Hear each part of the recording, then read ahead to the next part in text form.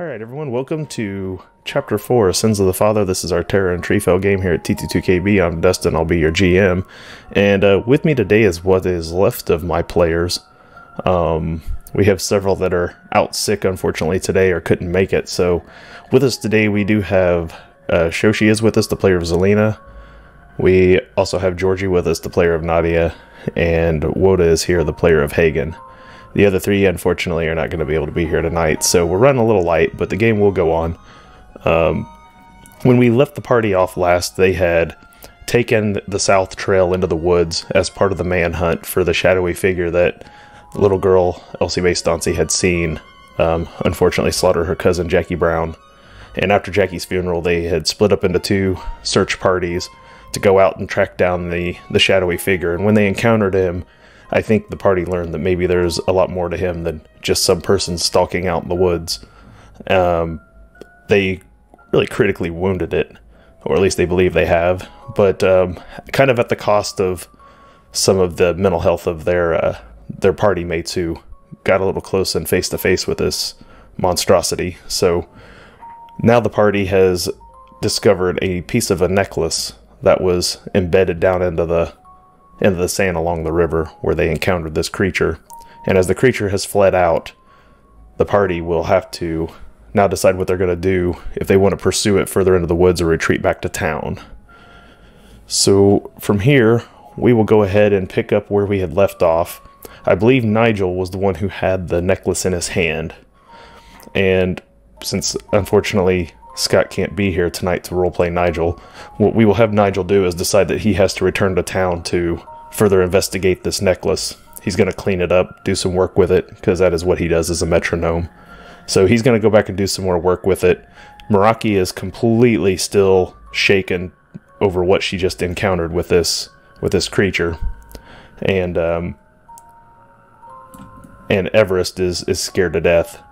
Also, the other thing that did occur at the end of last game, and is important as we pick up here, is that Zelina had failed to cast a magic spell, and in doing so had the chaos manifestation of cold sweats for everybody in the group. So everyone is now cold sweating, which I think everyone's just going to mostly attribute to dealing with the sight of this creature that they just encountered, which at least looks like a man, but who knows what it really is. So for my live players, there is another thing that we did discuss between games, and I like the rules for Fortune and Misfortune in Zweihander, but I don't like the way they play out in a stream game, where, and maybe even in normal regular tabletop sessions of it, players don't really like to use their fortune until near the end of a session, because they know they get it all back at the beginning of the next session. So those of you who are joining, you can see there's 6 fortune points over there on the player's side, but what we're going to do from here on out is that when the players spin them, they will still move over to the misfortune side for me to use, and then when I spin them, they will move back over to fortune. So it's going to be a constant cycle of where those 6 coins are at, based on who's used them, so that no matter if it's the beginning or end of a session, it's going to be a gamble whether or not you want to use fortune at all. So, and then of course when I use it, I know I'm giving it back to the players. So it'll be a constant cycle. So it will stay static from game to game. As far as wherever the fortune coins are at the end of the game, that's where they will be when we start the next session. Unless we like conclude a storyline and like time passage, then I'll probably give them all back to you guys. But otherwise, they're just gonna stay right where they were. So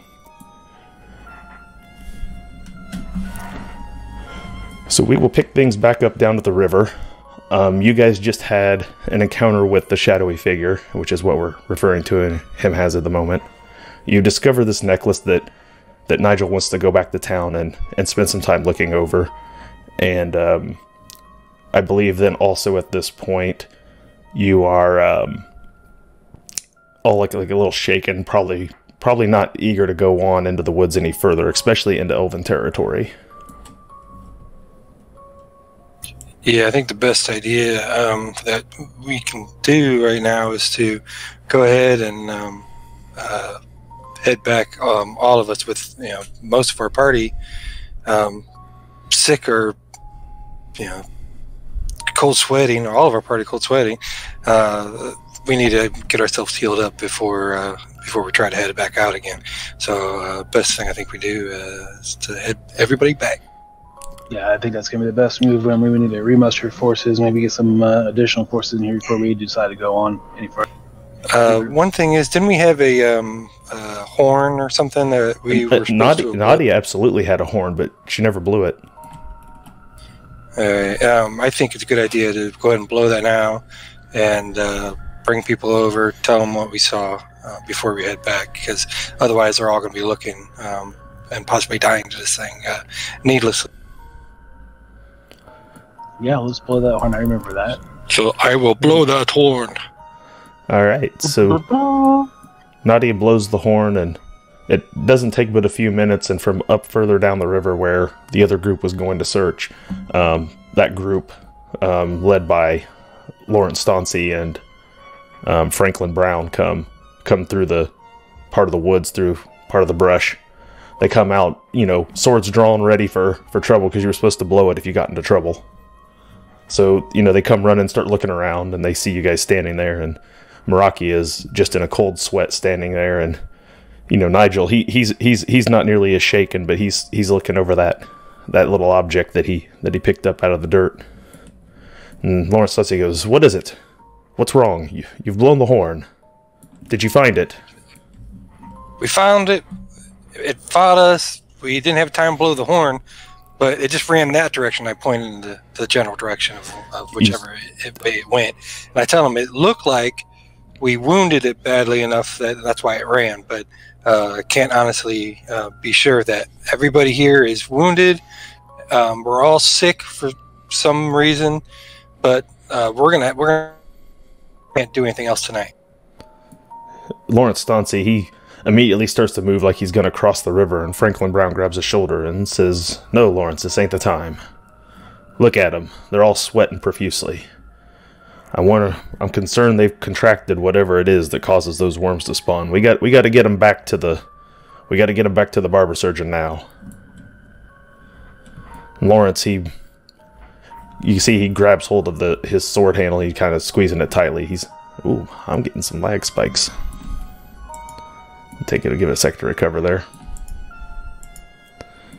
And you see he grabs hold of his sword hilt, and he really squeezes it tight. He's gritting his teeth. He is not happy about not going across that river. But he nods his head to Franklin Brown, who's his father-in-law.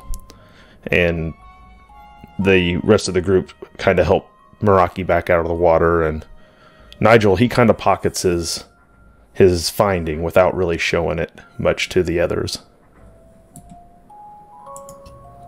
Good idea, Nigel.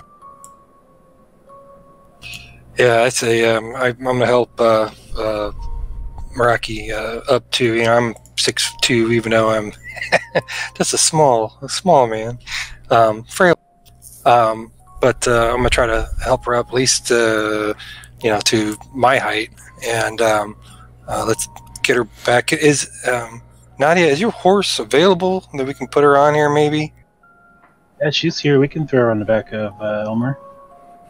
All right, you guys help Meraki up onto the back of Elmer, and Nigel and Everest. Everest is hiding. He wants no part of this ordeal either. He is more than ready to go back to town at this point.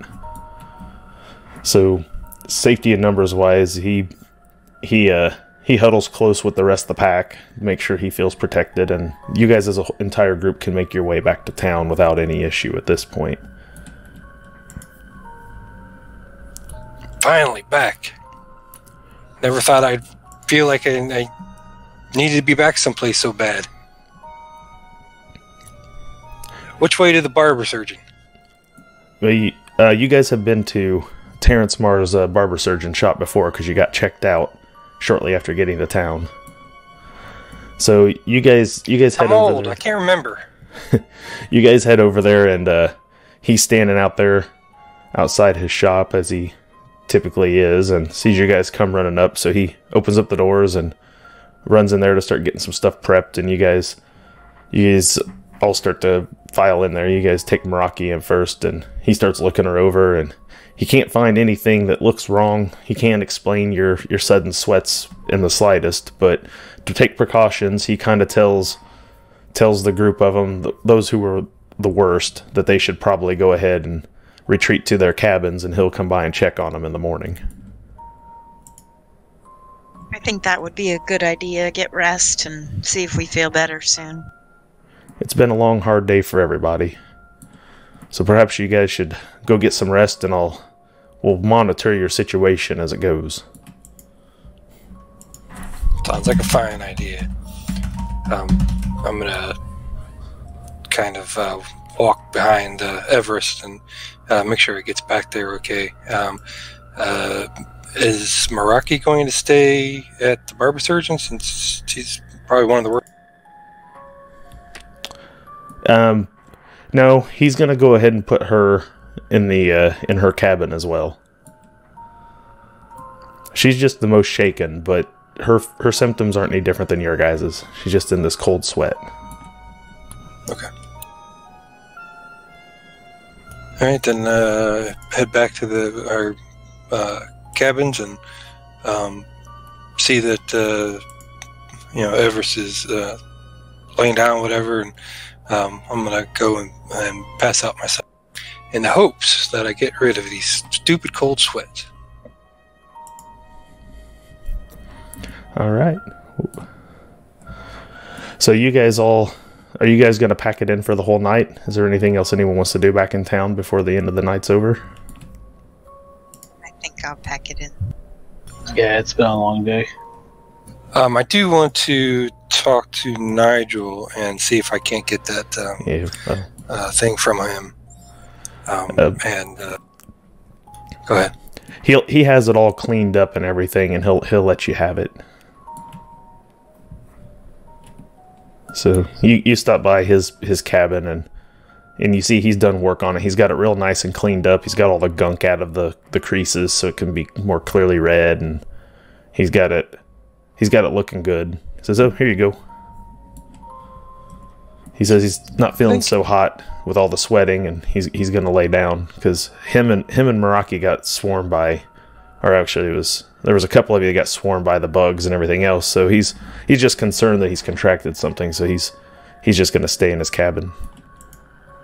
That's a fine idea. We'll check up on you tomorrow. Have somebody stop by and see how you are. But I think tomorrow, maybe at least for the first portion of the day, besides the meals, we need to do some investigating work.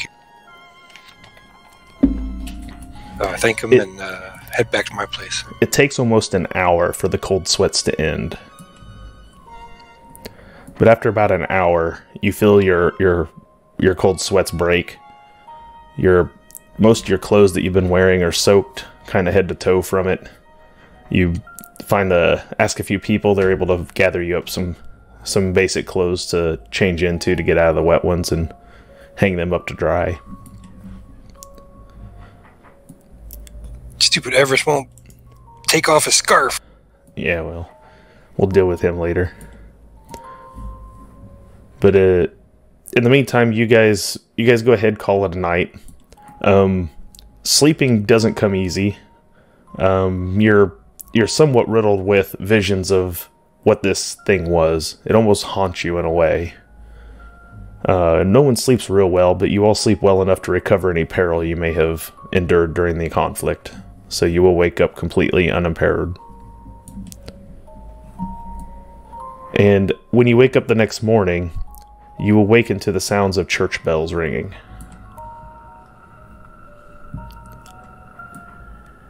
Dun, dun. What day is it? I go and look for the others and ask if they want to go with me to the barber surgeon just to get checked.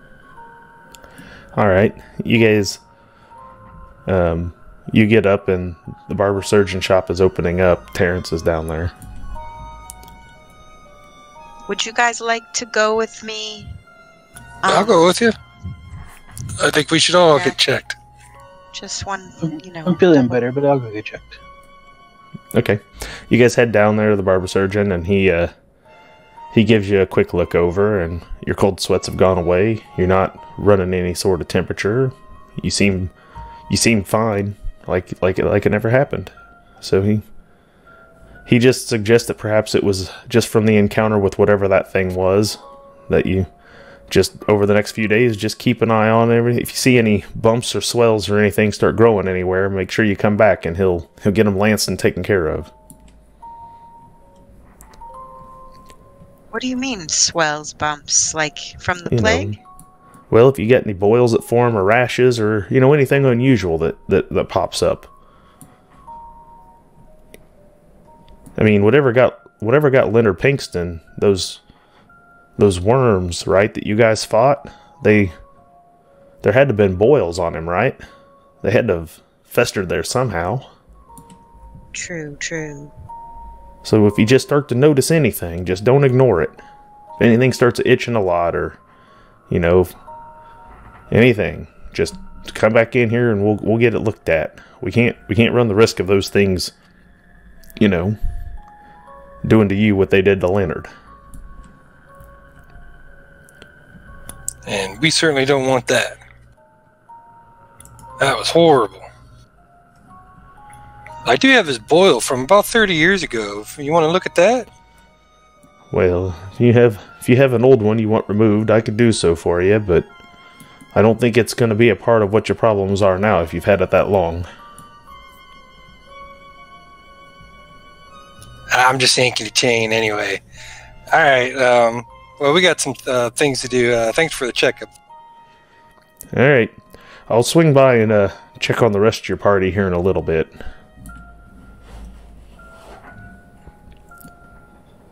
So he goes back about to cleaning his tools, getting everything else set up for the day in case he's needed, and starts to pack up some box of stuff so he can go make his house calls to visit Meraki and Everest and see how they're doing.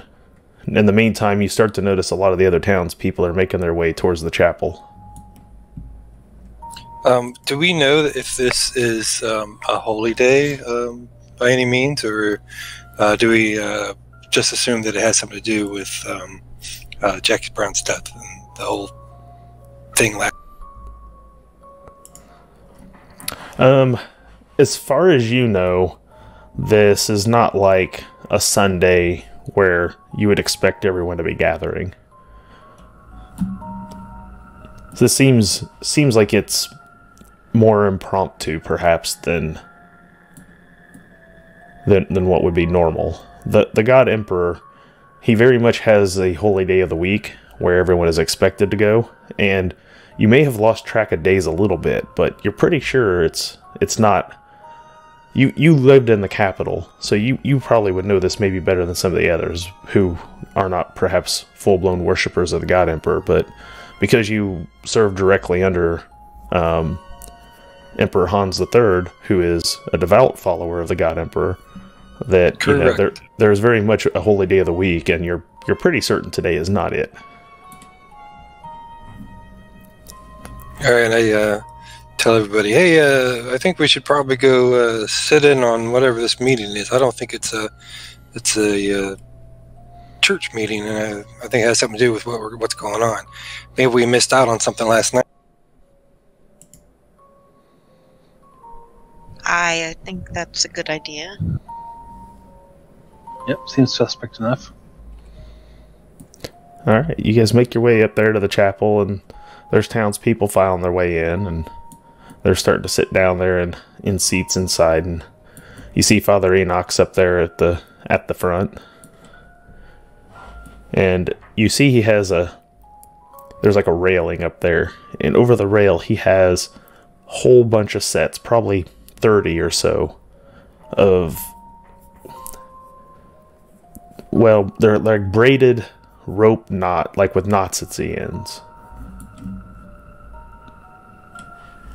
They're probably a foot long, 4 or 5 of them tied together. And you see people, they're sitting down, and he's standing up there at the front, and as you guys walk in, kind of all the eyes in the room kind of turn, and and fall upon the three of you. And everyone starts to kind of hush. Is there any way we can do like a sense motive or kind of get an idea of why they're all of a sudden turned toward us? Yeah, do eavesdrop. Okay. Good.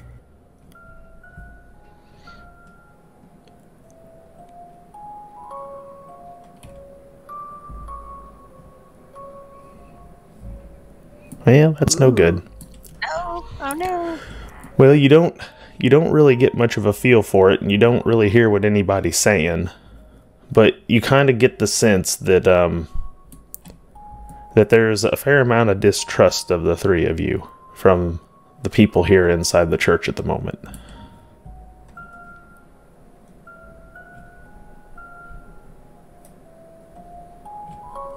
I whispered to the other two, I said, I wonder if they're feeling wary because we didn't succeed. Maybe because we waited too long to call for help. Do you think we had something to do with this? Well, we called as soon as we could. I mean, didn't we? Yeah, that's for something later. It doesn't matter. What happened. And I just kind of walk in and, kind of smooth out my hair and underneath my foppish hat, and locate a seat and go over and shimmy in.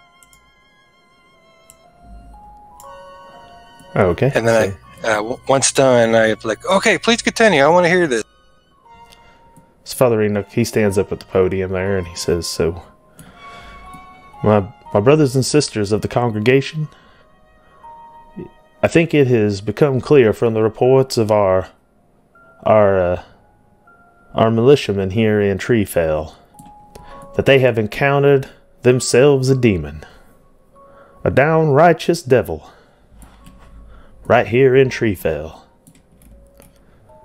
And I do declare that the unfortunate passing of young Jackie Brown is as a result of our lack of faith in the God Emperor to protect us.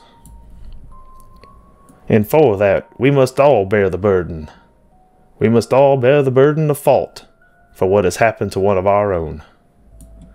It is the job of all of us to protect the youngest amongst us, and we have failed to do so. And in that, we shall all have to suffer our penance." You see, everyone in the congregation kind of starts to nod, almost in agreement with him. "And for that, I present to you all your penance." And he motions over to an assistant he has up there who gathers up all the ropes there off of the railing and begins to walk down the aisle and handing them out.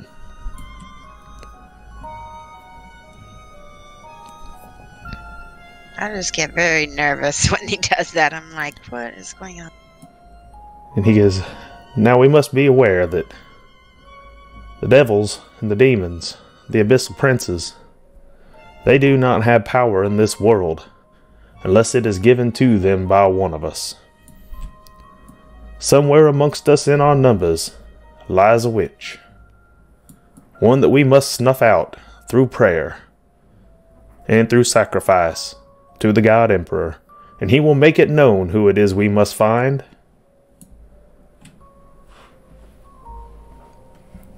And you see they all start kind of whispering amongst themselves.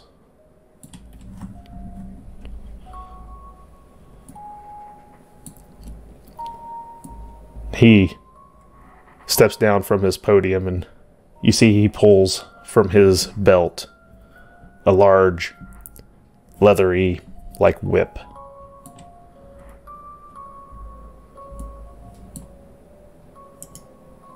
Well, I think I've seen enough. I'm gonna get up and walk out. The guy with the rope starts to head your way and offers one to each of you as you get up to walk out. I take it immediately because I want to act like I'm supposed to do what I'm supposed to do. Okay, so you go ahead and take it. I take it slowly and suspiciously, though. All right.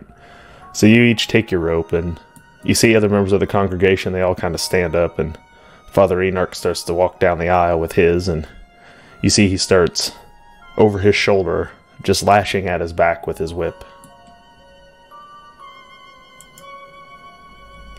I start doing the same thing. So you see the other members of the congregation start walking through town, and he's chanting out there in front of them, almost like a guided prayer. Almost like a ritual, but you know this isn't any actual ritual. Kind of like when he blessed the weapons. It's not anything that's going to do anything directly, except, of course, injure everyone slightly. So he's gonna do sort of a... There's going to be kind of a ritual parade through Treefell of these most devout parishioners, and they're going to be whipping themselves over each shoulder as they walk along, chanting along with Father Enoch. If you participate in this, you're going to take 1 level of wounding, which you're just doing to yourself. I will definitely be doing that. So if you partake, go ahead and mark yourself down 1 health track. Yeah, I'm not gonna do it. I'll walk out with everybody, and I'll head around a corner or something. I got some things to investigate. You get around the corner and you find Franklin Brown standing over there, watching the whole affair kind of go on. He sees you and kind of nods at you. Ask him how he's been doing. How you holding up, old man? Not bad. I can't take part in this flagellating nonsense. I mean, it's good cause, good reason to do it. I'm too old for this stuff. I had my time, and well, it's over now. You've seen a lot, old man. What'd you make of it? That was crazy stuff. I've never seen anything like that. I've seen the orcs, and not up close, mind you. You know, I've seen some weird stuff in the capital, but yeah, this is the first time I've seen anything like. Was it an orcs? I honestly couldn't really tell you. I broke out in these weird sweats, and I had these bugs all over me. They were biting at us and everything else, and it took out most of my sight. Well, that poor half-ogre girl's been with us. I'll tell you what, she was something else. She did some great damage to the darn thing, and it just flew off like it was barely injured. Well, you could tell it probably was, but I don't know. Well, it may have cost her. I hear she's still held up in her cabin. Yeah, I figured it'd probably be a couple days for that. I don't think she's seen anything like that before. Well, certainly the first we've seen of anything like it. But what do you think it was? Do you think it was a demon? I tell you, you know, it looked like a man for the most part. I didn't think it was any type of demon, but you know, maybe that's the way demons look. I honestly don't. I got bad eyesight, you know. I can't really help you out on that. Yeah, all right. It just has me concerned. You know, I'm in charge of the town's defenses. Being a woodsman and a trapper my whole life, I feel like I know most of these woods like the back of my own hand, and I've seen bear and wolf, but I ain't ever seen no demons or no devils. You see any lanky-looking guys, like, you know, lanky like me, or that's what they remind me of, somebody that, not me, mind you. No, it's just a younger version of, you know, somebody of my height, you know, it's kind of, I don't know, frail looking, but not at all frail. When I heard the horn and me and Lawrence and the rest of the crew came a running, we noticed the gnome had hold of something. I didn't get a good look at it, but what did he find?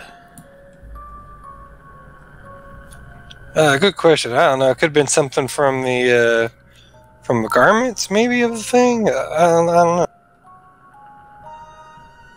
I can find out later for you if you would like. I can go talk to him. It might be easier for me to talk to him than you, especially at this point. Well, he's not holding up well. If he's found any evidence, we'll need it turned over so we can further inspect it. I completely understand that. We'll make sure that we comply with anything you ask. How well do you know your traveling partners? Well, that's the funny thing. I don't know them well at all. Met him in Huttenberg, and we were all kind of just doing our own thing when the person from here, he had worms all over the place. Him and his horse. It was crazy. Scared the townspeople, scared us. Yeah, poor Leonard. Rest in peace. Alright, well, it looks like the congregation's wrapping up. They're starting to gather over there around that stake. Well, about that stake. What's that used for? Well, when Jessup ran the church, he used to, before he got old and sort of senile, he used to conduct the occasional witch hunt. Anytime we'd have something befell the place, he'd start inspecting people right proper, and occasionally we'd come across one of them dealing with profane things, and well, it's unfortunate, but you know, in these sorts of times, well, people need to believe in something that'll make it better, right? So they do what they do. I can understand. I can understand the extra caution out here in these woods. You know, you guys have not as many defenses as the big city walls. Yeah. Well, you know, I'm worried that if, by the looks of things, that we may be returning to those times again. Father Enoch's got half the town whipped up into a frenzy over this devil demon stuff, and since you got eyes on it and got a good look at it, I was hoping you'd be able to tell me what you thought, being someone who's seen a lot in his years. I guess maybe I'll have to wait for Meraki to wake up. She probably got the best look at it. Maybe Nadia can tell me when she's done whipping herself over there. Yeah, maybe. My eyes aren't what they used to be, and to be honest, when all that stuff was occurring, I was still just a fairly young lad, and I spent most of my time in the city. I didn't get to be out and about and doing all the things that you soldiers did back in that time. So, yeah, I apologize. I just don't know. That's all right. You done what you could. We appreciate you taking part in the manhunt to begin with. I'm afraid now if it got away, even if it was wounded, it's going to find somewhere to hole up. We may never find it now. But we'll have to keep our eyes peeled. Make sure there's no, make sure it doesn't come back or double back for anything. Certainly can't let the kids go out and play. That's for damn sure. So, is there going to be another hunt coming up? Well, talking to Lawrence. Talking to Lawrence and him and Michael, him and Mikkel are gonna upwatch protocols, and they're gonna institute curfew. So ain't gonna be anybody out in the streets after dark. Nah, none of the kids are gonna be out in the tree lines at all now, till this thing's found and dealt with one way or another. Either we find it and destroy it, or we snuff out the witch. I suppose let the good father do what the good father must do in the name of the God Emperor. We can all put this to rest and get on with our lives, I suppose. In the meantime, let's hope that's the case. In the meantime, I gotta go have a talk with one of my sons. See how him and the wife are doing. You take care, Hagen. Yeah, you too, Franklin. Thanks for talking with me. He kind of tips his hat a little and starts to head off out there another direction. God, in the meantime, the rest of you have completed your circle around town, having whipping yourself. Your back has lashes across it from where you've been lashing yourself with these ropes. You're kind of bruised and got a few cuts from it. You get there to the center, and they're whipped into quite a frenzy. You guys not so much, but the rest of the town's people they're really, really starting to lash at themselves good as they stand there around the stake, chanting and prayers to the God Emperor. When things conclude, they all grab their penance ropes in their hands and clench them pretty tightly, and Father Enoch continues on with his prayer. He goes, "Oh God Emperor," he goes, let's let you feel our sorrow and our wounds and our blood, and reveal to us the witch in this town, so that we may rid it from our being, from our presence, and we can cast aside this devil and this demon and drive it back to the abyss where it has come from. We seek your guidance and your glory, God Emperor. Now go back out into the world and take with you nothing more than what you've brought." And you see they all start to disperse from the stake. He starts to walk his way back up towards the church. I run up with my rope. "Hey, man!" Who you running up to? Where they were all at, since I was away from them and missed it. I run up and pretend like I was there the whole. Some of the people notice you run up, and they just kind of sneer at you and head off towards their cabins or to their shops or going about their normal day. Nadia, you and Zelina have both been kind of lashing at your own back. Not with the same fervor the rest of the town did, but like I said, enough to cause yourself some bruising and a few cuts. I'm gonna lean over to Nadia and I'm going to whisper something like, "I just don't have a good feeling about him." And I kind of eye the preacher. Yeah, do we know about what you thought of him before and his other techniques and stuff? Did you tell us that? I don't recall. I can't remember if I did. About what? Remember how Zelina could tell that the blessing that he did didn't do anything? I believe you did say something to them. If you told me, I remember it. Yeah. So, GM, tell them what she said, because I don't remember. You just know that his attempt at blessing did absolutely nothing other than make people feel better about it, I suppose.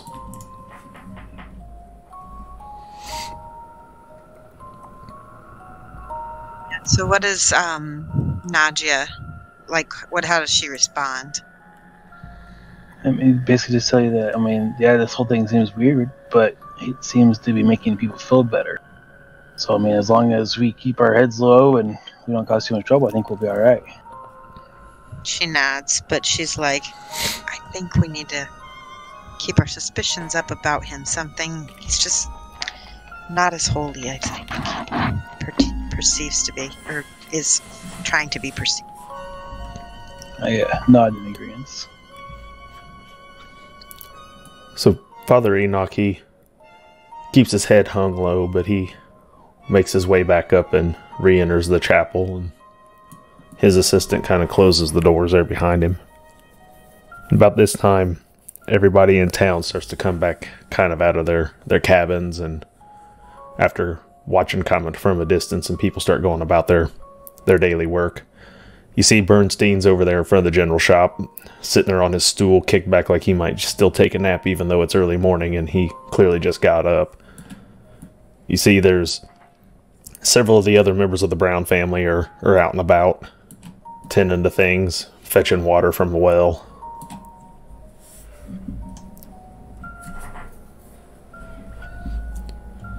The one person you definitely don't see out on the street anywhere is little Elsie Mae Stauncy. I don't remember who she is. She's the little girl. She was with Jack when he got attacked. Oh. She first saw the whatever that guy is.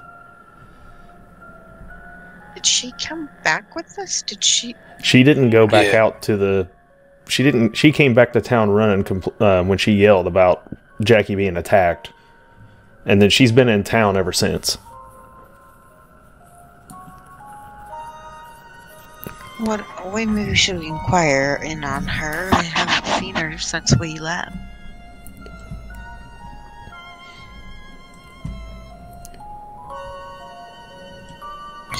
Yeah, it might be a good idea to check in on her just to see if she's okay. Is that where Franklin was going? He was heading to his other...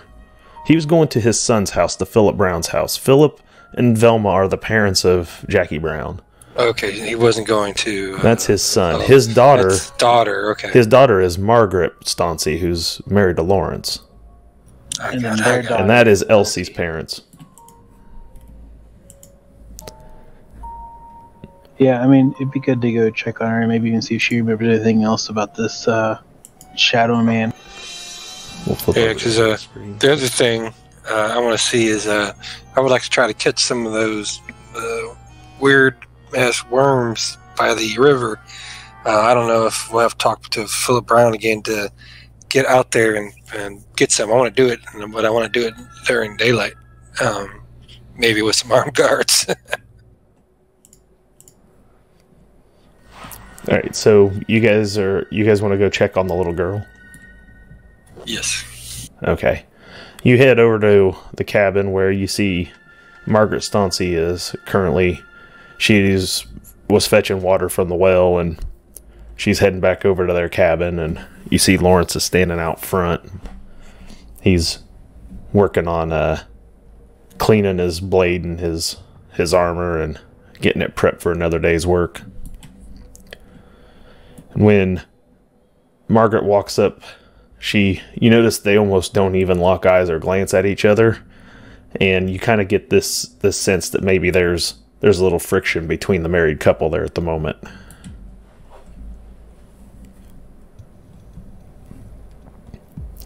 Make a note to tell Everest later.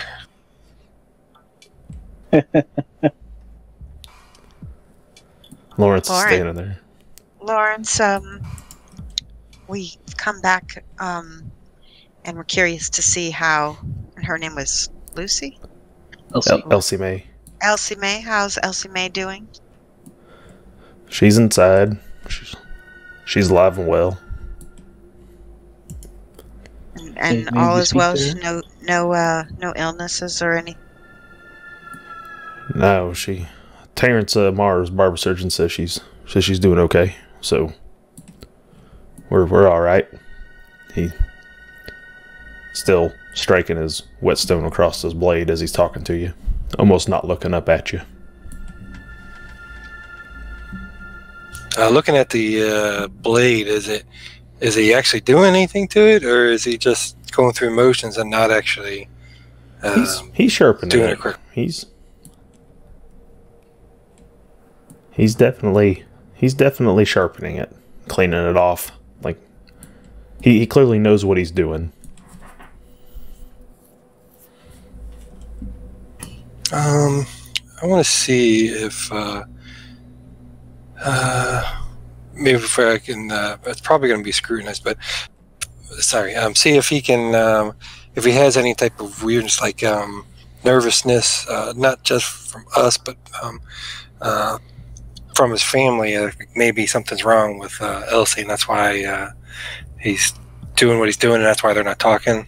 Is there anything like that I can do? Like, I'm thinking scrutinize might help. Yeah, you could try to scrutinize. All right, that's what I'm doing, then.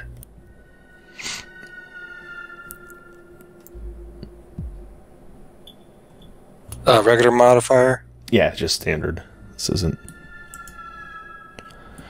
You. I don't know shit. You can't pick up anything from him. We aren't doing so hot today on seeing people. You see them all. You just can't figure out what any of them are doing. That's true. So nah, he doesn't seem to be letting on about what the problem is. At least not that you could pick up. Well, if you want to see her, suppose her mom will let you see him. You can talk to Margaret inside if you want to. I gotta get out on my rounds and let Mikhail go to bed. All right, Lawrence. Hey, thanks a lot for talking with it. I think Herbert will be around a little bit. I think he's gonna be looking to get an official report from you guys. He wants to talk with Jessup later about what it is you guys encountered and saw.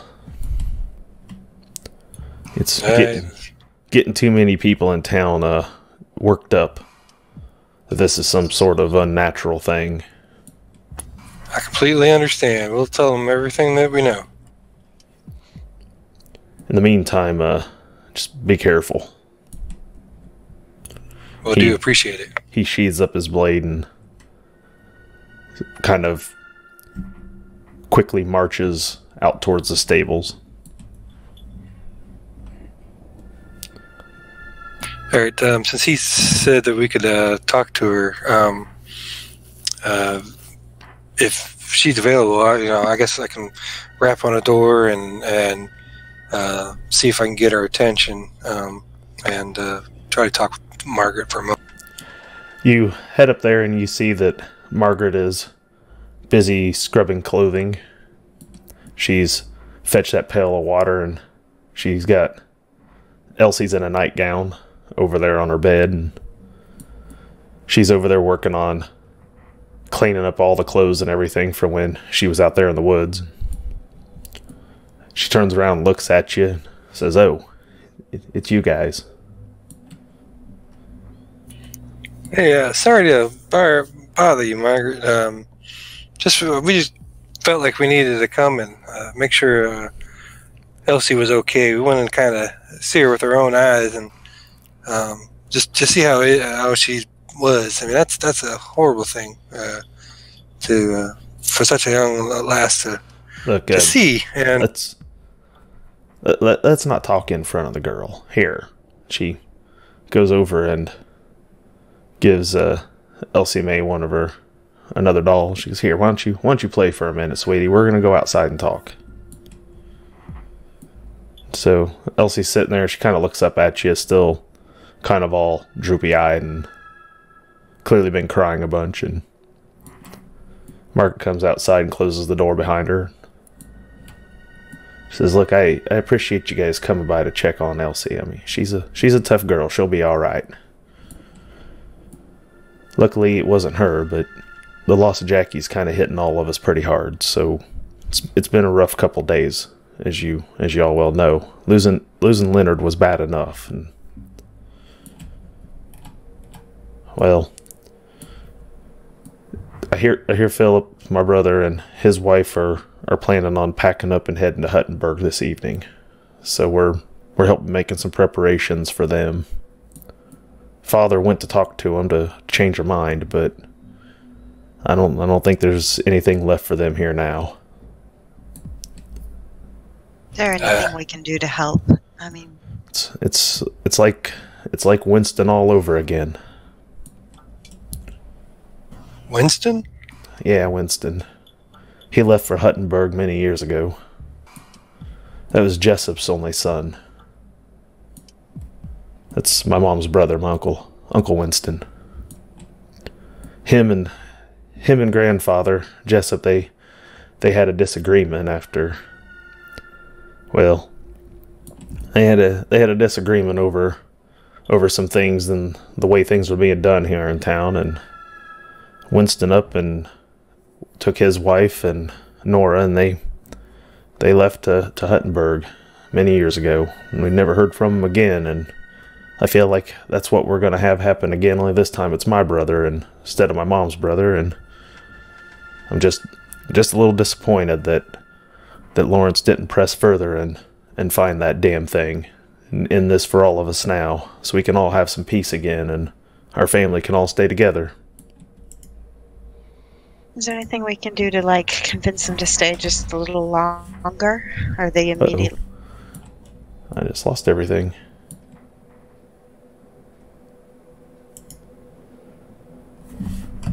Sure did. What did I just hit? I mean, we still see you, but everything else is gone. Hold on. I think it's back.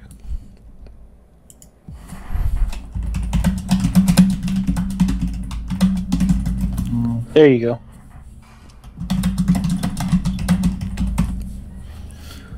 All right. Sorry about that. So, what'd you say there again? I missed I lost myself there because everything went dark for a second. Is there anything that we can do to help make them stay just a little longer? Maybe we can, are they leaving right away? Well, I think they're just heartbroken and distraught, and I don't think they're going to stay. I mean, well, that's all the more reason to not make any rash decisions in grief. I mean, we could get, we still have time to find out what's happening. I know. I think it seems like a rather brash thing as well, but I don't know.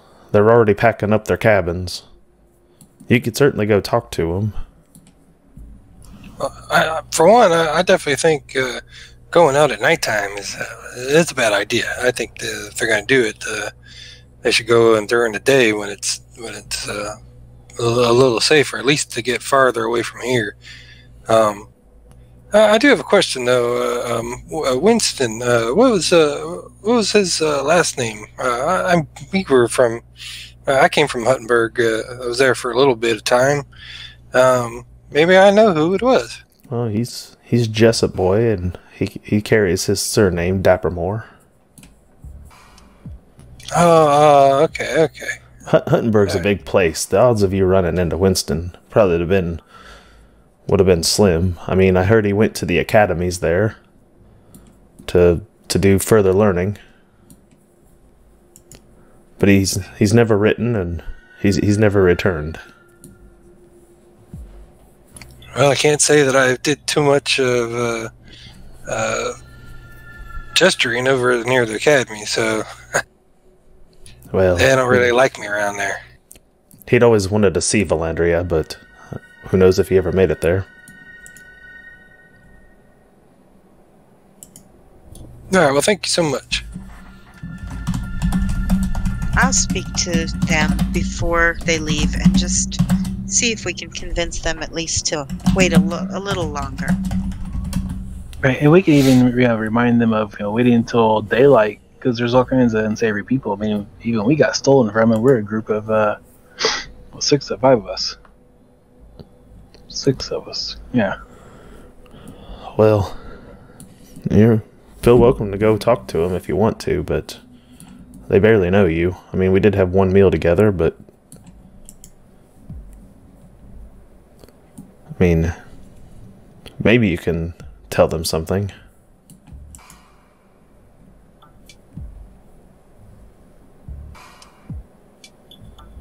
Maybe we can try and reason with Lawrence.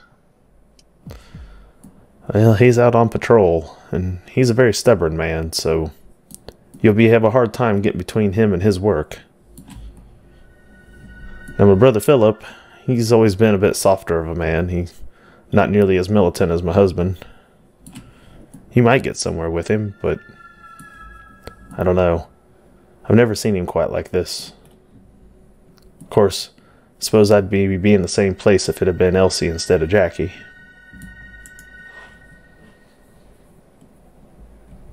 Alright, now. If you guys don't mind, I'm gonna go back in with Elsie. She's doing fine. I appreciate you stopping by, but Yeah, thank you for your time. just one last thing. Be careful around town. Father Enoch's got half town whipped up into a fury over this whole thing. Some people in the town are starting to whisper that there might be a witch amongst us. And y'all being new to town, well, they know less about you than they do each other. Ah, that's buffoonery. There's no witches here. I've seen witches in my day, and there ain't any here. That's just insane. Well, you guys took out a real good look at whatever that thing was. And if it wasn't mortal, then it's going to be hard to, if it comes back at all, it's going to be hard to convince people of this town that there ain't a witch here somewhere. Either here or out in the woods. Your choice. Out in the woods, I don't know so well, but so that could be a definite thing. And being so close to the elf territory, you got to wonder if it isn't one of them elves over there. You know. Well, they sent the signal fires up,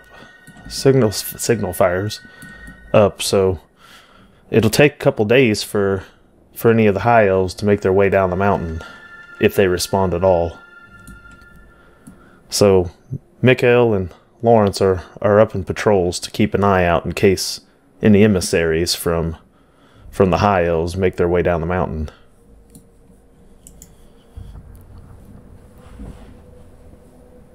Well, I guess that's all we can ask for now.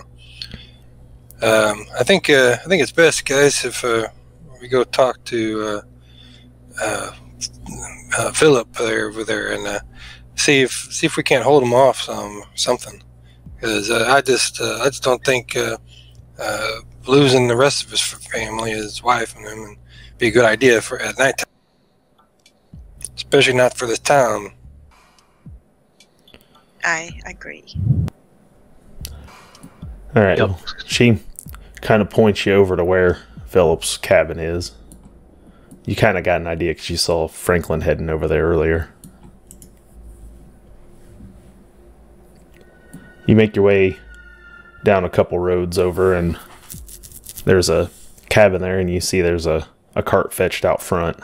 There's no horse drawn up to it yet or anything, just a cart, and there's people helping load up a few belongings, this, that, the other, and you see Vilma's already sitting there at the front of the wagon.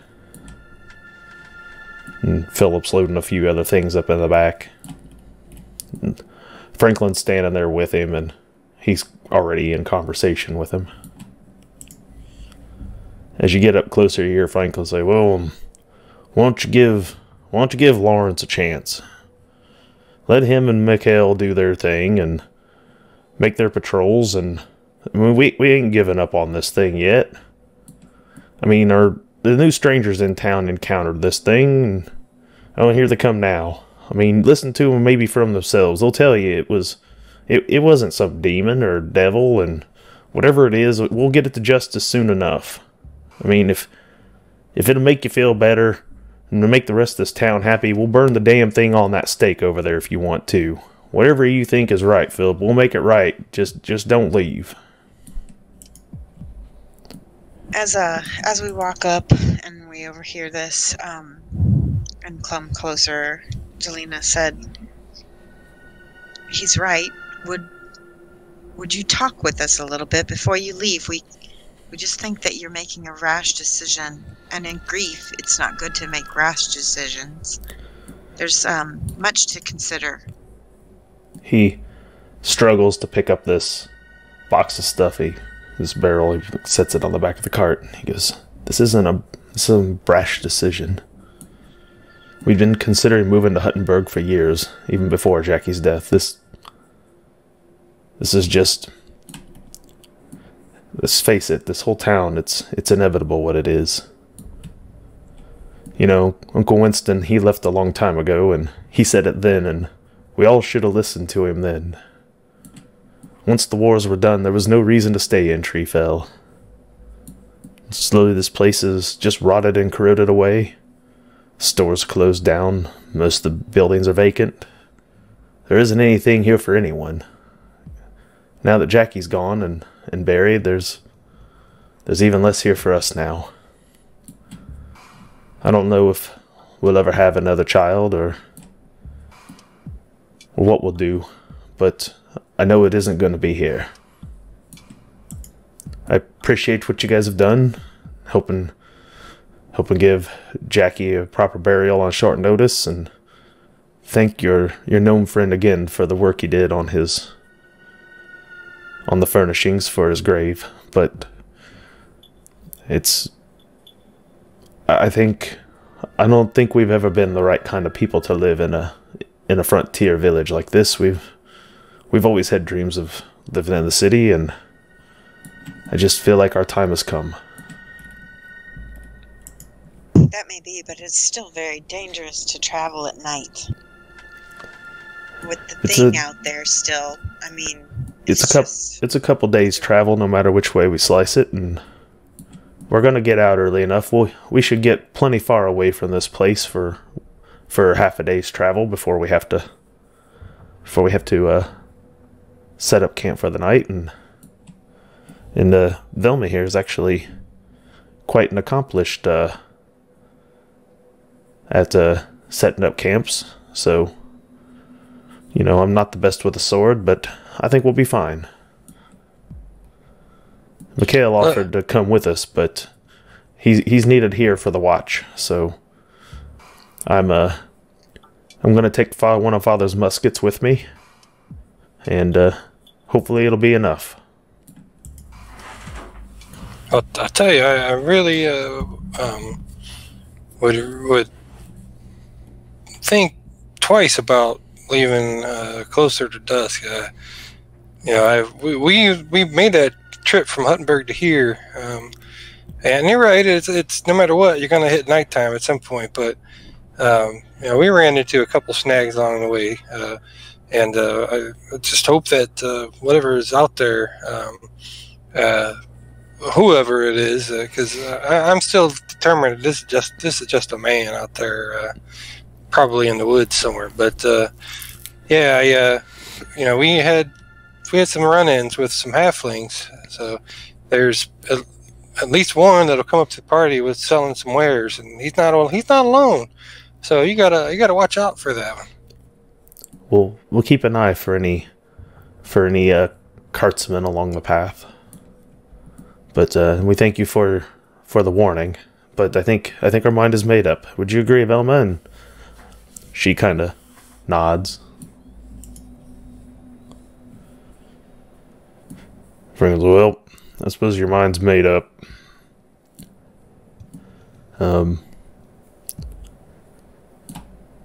Just promise to write, keep in touch, something. Don't be like Winston and just disappear from us forever.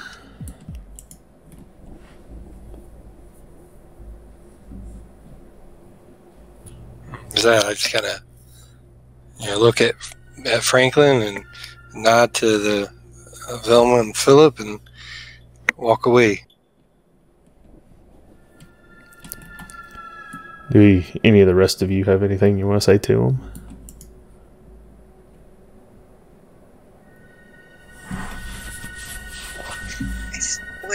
So, even if we find out, and are able to destroy whatever the thing is that we saw and that killed Jackie, that you would still want to leave?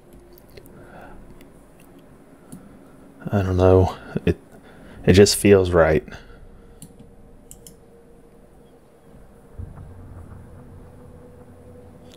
I hope you do find whatever it is, and I hope you do destroy it. And if I had my way, it would burn at that stake over there. But I don't need to be here to see that either.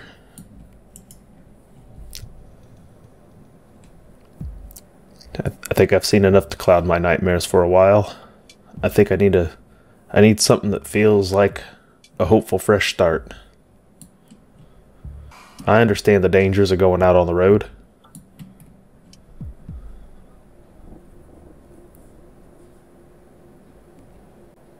Well, then, just know that, well, I can't speak for my other fellow journeyman. I, myself, will do what I can to try to put your mind at rest that this won't ever hurt another one. Look, you guys have been dispatched here by a plague doctor, from what I understand. That's a lot of, I suppose it's a lot of responsibility, and it sounds like you're taking it seriously, and I hope the God Emperor grants you speed. She, gives him a little bow of her head and nod.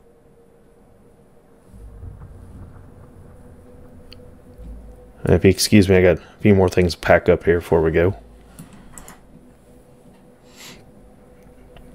He goes back over and picks up another barrel of supplies and puts them up on there. Franklin walks over to you and goes, "Well, I suppose that's that."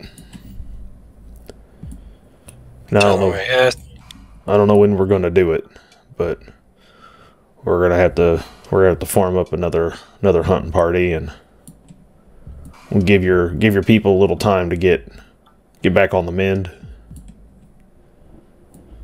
Yeah, it's probably going to be the best bet. I do want to try to go out to that river at least, and there were some crazy little worms and stuff that came out of the ground. I wouldn't mind bringing that maybe back to the barber search and see if he can make anything of them.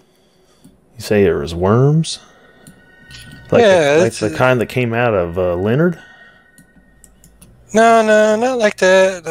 No big, not big like that, or at least. But it just didn't look right. It looked like, okay,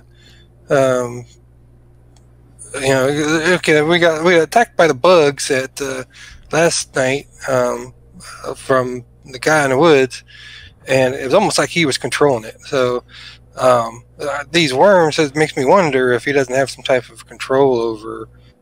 So it is witchcraft, is what you're telling me. Well, I don't want to say that yet. He looks over at the other two of you. Do you see that, Nadia? Yeah, that's how it happened. So he controls worms and bugs? Well, I don't know if it's so much in control, but they definitely were acting strange. Well, I suppose we should either keep that under our hats, or I don't know what the right course of action is. Like I said, I've hunted bear and I've hunted elk and moose and every other critter known to nature, but I don't know about no bug controlling demons. I'd have to agree with you on that.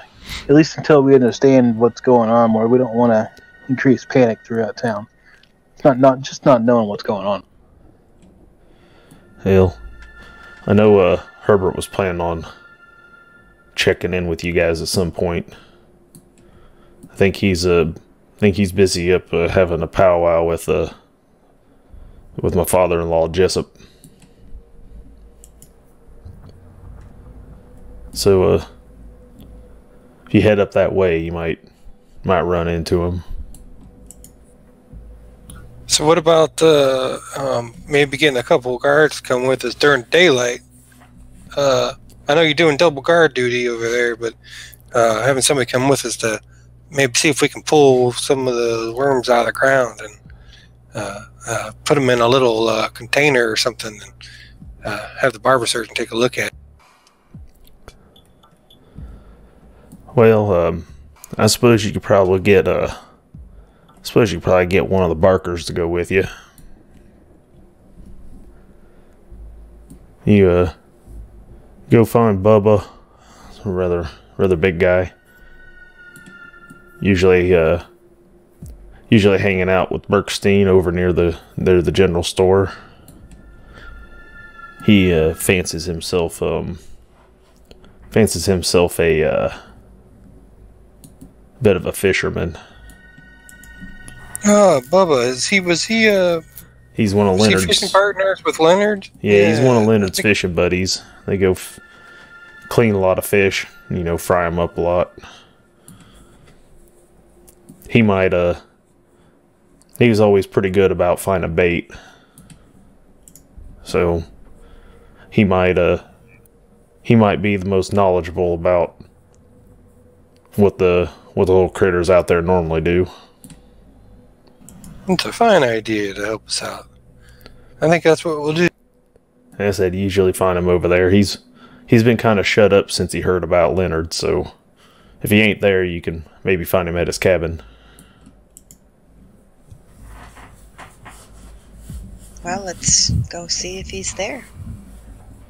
You guys head down to the general store, and you, like I said, you saw earlier that Bartholomew Bergstein's sitting out there on a stool in front of the door to the general shop, and you see joined up there on another stool there next to him is a large heavy-set fellow with a short beard. He's got like a pair of overalls on with no shirt really on underneath it. Holes in the knees, no boots. Big old hairy back. A bear. He is kind of a big bearish kind of man.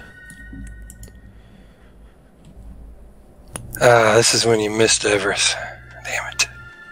Yeah, this is where's the fop when you need him, right? Anyway, walk up to him. Hey, are you Bubba? He kind of turns, looks at you, and goes, "Yep, I'm Bubba. What can I do for you?" Bubba, I'm Hagen. I don't know if you knew. We were just brought into town by the plague doctor a few days. Yes. You're the strangers who tried to save Leonard, and I thank you for that. Me and Leonard were best friends. It's sad sorry to hear for about loss. his passing, but it's just a shame. It is. I Terrence, I didn't know him, but yeah, I mean, that's a horrible way to go there. I'm sorry for your loss. That's a big one for, especially if it's a good friend of yours. I hear you guys used to fish a lot together. Yeah, we're regular fishermen down at the stream. And Is there any special spots you guys used to go to or anything? well, it's not a large stream. I mean, it does run a long distance, but there's a few spots that are a little better than others, and we go there, catch fish, this time of year. A true fisherman doesn't give away spots. And she smiles at him. I like her. You're funny, Yeah, man. that's pretty good. That's pretty good, definitely. Is there any chance we can have your help and take us down to where you might get some worms at? I'm Thinking maybe take up a spot of fishing myself.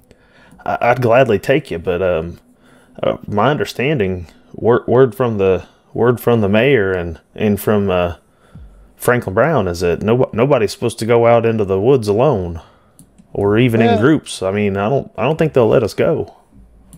Yeah, we kind of Not just with talked to Franklin. He's the one who pointed us down to you. We wanted to check out those worms. Franklin there told was us to go. Yeah, he said to come find you. Well, that don't seem hardly right. Feels like a setup. Well, all right. I guess we can go talk to him or talk to Lawrence and see if they'll go with us. Go with us down there so we don't get in any trouble. Yeah, that's a fine idea. Yeah, I was hoping to get some guard support anyway, just in case,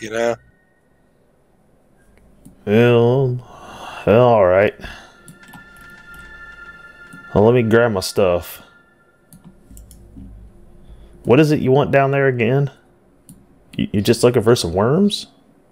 Yeah, we're looking for some worms. There was There's a weird worm that we saw when we were out there earlier, and I bet that they would just be great for fishing.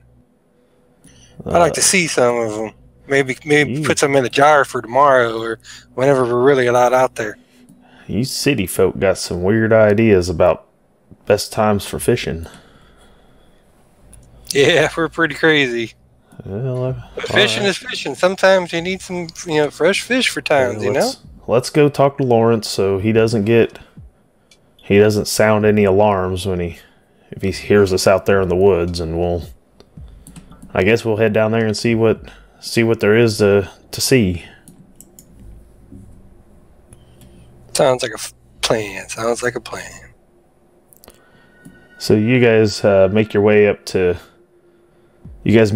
over to the to Lawrence, who's out there patrolling along the edge.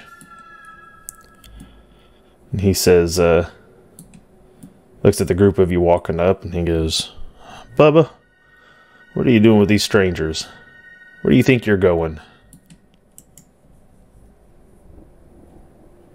Now, we were talking to Philip a little bit ago, and he suggested we go see Bubba here, and have Bubba take us down to the river to take a look at some worms down there. I wanted to try to gather some up and bring them back and see if they'd be good for fishing sometime. It might help us in our full endeavor here, Mr. Stancy. I can understand why you wouldn't take the elf with you, but you don't have a Meraki or a Nigel with you, so I don't know if I feel quite right letting you wander off down there alone without anyone to protect you.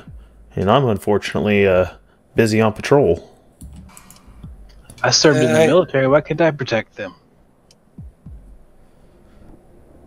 Well, I am a kind of an old man, I wouldn't mind a little extra support, but I understand if y'all are too busy to help us. I know you got double duty out.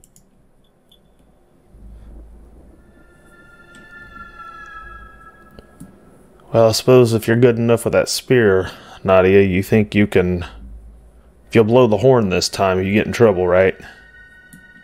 Oh, definitely. All right, I'll keep a couple guardsmen posted over on this side. If you get in any trouble, you blow that horn. We'll get down there as quick as we can, but in the meantime, we have to keep our eyes out for elven emissaries.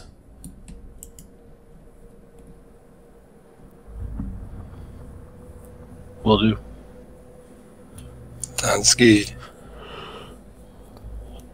He gives you a nod, and Bubba kind of points down the pathway.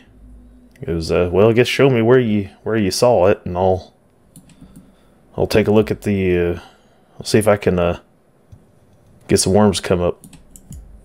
All right, first things first, I'm gonna drop by the barber surgeon guy and see if he has some type of flask thing that we can put some of the things into, and maybe a cork copper so that they can't come out. You see that Bubba's just bringing a wood bucket with him. Damn it, Bubba. And he's got a like a cudgel, like a club.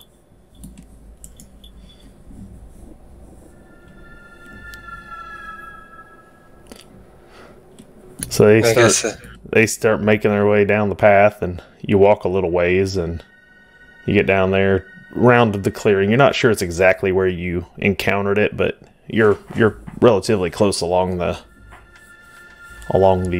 river path where you guys were the previous day. So this is it here, huh? Yep, this is it. All right, well, let's see if we can find ourselves some grubs. And he dips his bucket down into the stream, pulls up some water, and walks over there to a patch of dirt and starts pouring the water out onto it. He goes, now if you flood the soil with some water, and they'll come up for air, and then you just grab them. I don't know if I want to touch these with my hands. You know, maybe if we had something to hold them on, see if we can put them in that bucket there. Maybe from something else, like a shovel or something. I don't know. So he kind of pours water and kind of watches for him, and nothing comes up. Make a scrutinize test, the three of you. All right. Give me a second. Whoop whoop. Whoa, Nadia got a critical success. I got the geriatric success. The difficulty. You got the just barely success. Selena, do you have scrutinize? What's the difficulty? Standard. Just keep it at standard.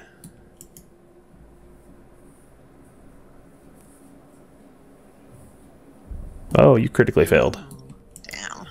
All right, so you're very focused on what Bubba's doing, but Nadia, who's not paying as much attention to what Bubba's doing, is trying to be vigilant and look around. Notices that there's a lack of chirping and noise in the area. Strange indeed.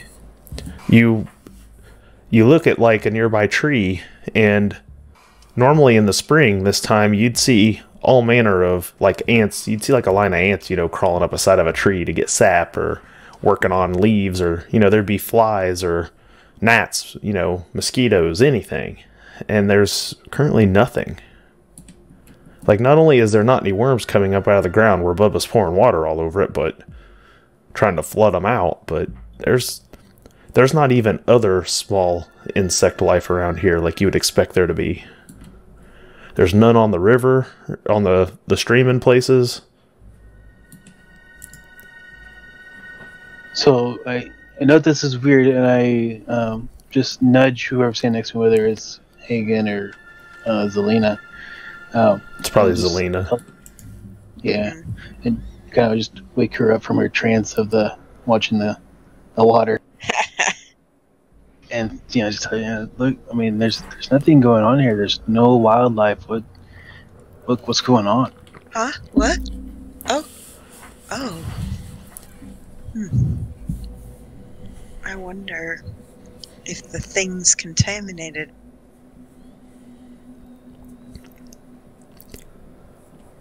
Bubba, at this point, he starts scratching his head.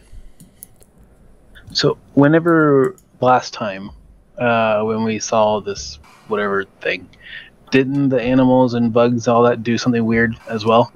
Yeah. Yeah, and we Sure were did. supposed to salt the earth when we saw them, weren't we? Or something like that? Yeah, we had that big barrel of lye or something, didn't we? You have 2 barrels of lye that you brought with you. So does Nadia remember what we're supposed to do with it? Of course she does. She has eidetic memory. she does. What was that again? The plague doctor Latronius told you that if any of you died and you were forced to bury each other, to cover the bodies in lime.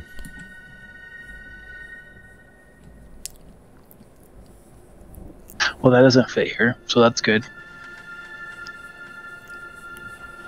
I'm not saying there isn't other applications for it. That's just the one that Latronius had told you what to do with it. Sure. If any of you fell sick to the disease, and to spread lime over the body would prevent it from further proliferating the disease, at least according to him. But a lack of bugs doesn't necessarily mean that we need to spread lye. Would think if we had some, we would, but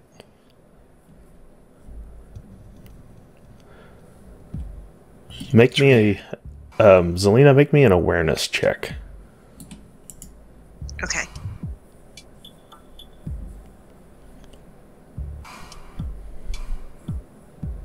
damn, girl, you're just here, aren't you?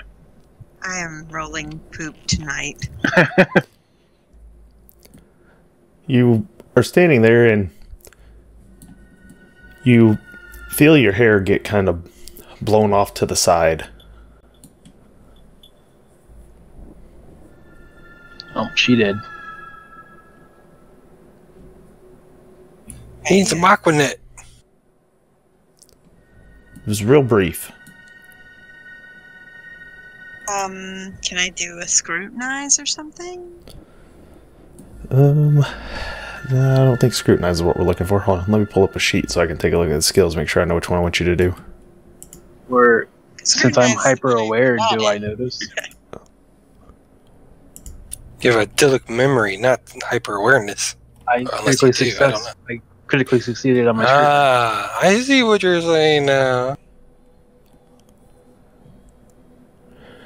Make me an incantation roll. Okay. Just standard. You're not casting a spell, but incantation's probably the best. That's good. My clothes are just now dry. That isn't it. You're drunk. Go home.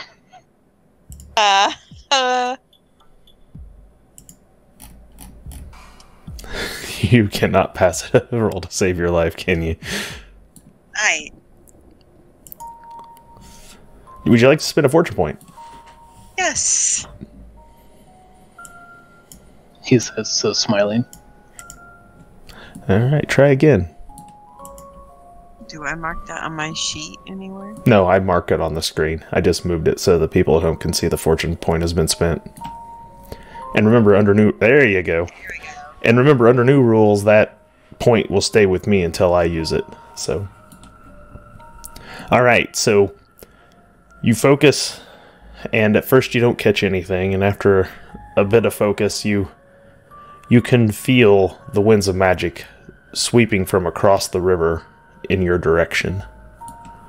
And you noticed it blew your hair aside a little bit, because you're sensitive to these things where maybe the others aren't.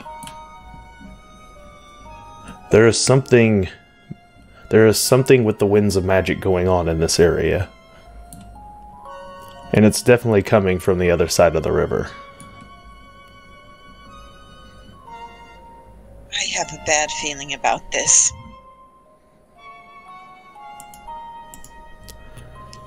You can feel like something is almost watching you. You don't see anything out there. Can I do any kind of... I do have a... What is it called? That... Hold on. Or you can cast a spell? I might... Hold on. Nutty runs for cover. If she does, have I seen her try to cast before? I think she's been discreet about it most this time. Is Cackhand... No, Cackhand Grass won't work. Hold on. With a name like that, it always works. What can Witch Sight do? I have to blindfold myself. Yeah, you can use Witch Sight.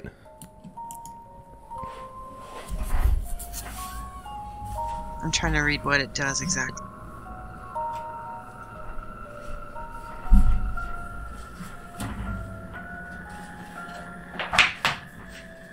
Ooh, I can detect creatures that are classified as supernatural with it.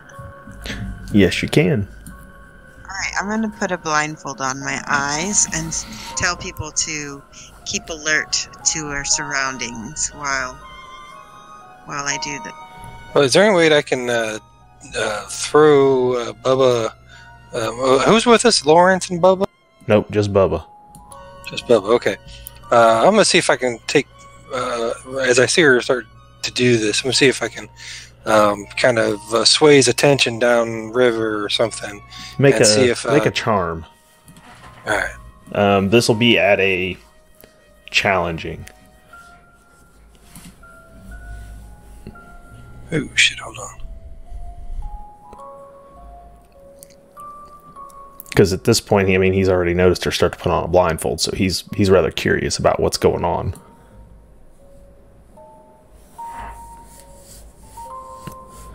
And you're trying to get him to look. You want to spend a fortune point? Well, can I see him starting to fail and try as well?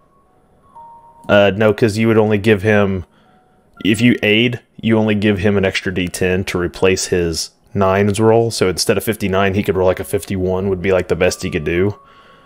And that won't make it a success. Because he needs to get under 29. Damn, that's so low, such a low number. I don't think fortune port's gonna help me here. Yeah, because you don't have the charm skill, do you? So you're just not that good at it. It's not flip to fail, is it? I don't think. No. So you don't have to worry about flipping to fail with it, but you do have to do better than. You're just not. You need Everest here for that sort of work. I'm a 41. Yeah, well, I mean, so no.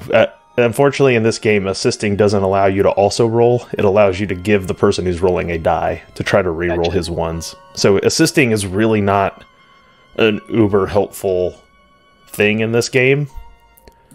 And like Hagen has the flaw, he's not even allowed to help you guys, even if he wants to. So Gotcha. But you can try to help him still though. But it's just not going to help in this case, unfortunately. So what if I try something like now, a fortune point would let you. Yeah, Crazy Ike in the chat says you should spend a fortune point. I mean, I'm good with that if he wants to do it. You know, if our chat's saying that, then damn it, I'm gonna do that.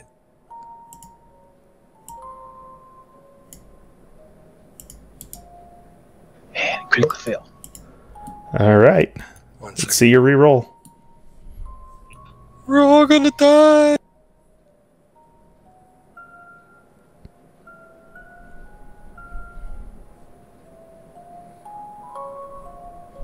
And yes. Nope. Roll of 53 is not helpful. It's basically what you already rolled to begin with, so you're trying to distract Bubba, but he's kind of standing there bewildered by what Zelina's doing. He's sitting there with his bucket. Zelina, what are you gonna do? I am going to do my magic spout. All right, so go ahead and are you going to channel power? That makes it more likely to be success, right? Yes, but at the cost of manifesting chaos. I would possibly. say probably not, just because there could be craziness. So this is still just under petty standard magic. So go ahead and just make a standard incantation roll then. At your regular rating, you don't get any bonuses. I don't use the cast button. I use incantation. Your incantation skill, yeah. The cast button on the magic sheet doesn't work. Those macros don't work for some reason. So you just need to roll it, and then we'll just look at what success says you can see, or if you get a critical success. And you said petty? Yeah. It's just I'm pretty sure it's just generalist and petty magic. I'm sorry, difficulty is a +10 for generalist and petty magic. So you can add 10 to the give yourself. So move it up to what is that? Routine. Yeah, move it to routine and then roll. Lesser magic is 0. Okay, that's mediocre. That's a fail. So would you like to spend a fortune point? Yes. Ouch. No. All right, reroll. Are you kidding me? Did you really roll the same thing? I did. Exactly the same. You just matched your same roll again. That's impressive. All right, you put on the blindfold and you start attempting to cast. I need you to roll me 1d6 and hope it does not come up a 1 or a 6. Oh my god, guys. We're screwed. Hey, it's a fail. Okay, good. You avoid a chaos manifestation, so. Yay. So it doesn't look like I really did anything then, right? Hopefully. While you're doing this, you feel the winds are whipping around, And it's an incredibly cold, chilly wind that you're feeling. And it's blocking your ability to really see anything. But it's definitely emanating strongly from across the river. Whatever it is, it's nearby, and it's over there on the other side. And you, even more now so than ever, get the sense that it can see you at this moment. I take the blindfold off slowly and look around nervously. I don't know what's out there, but something is there.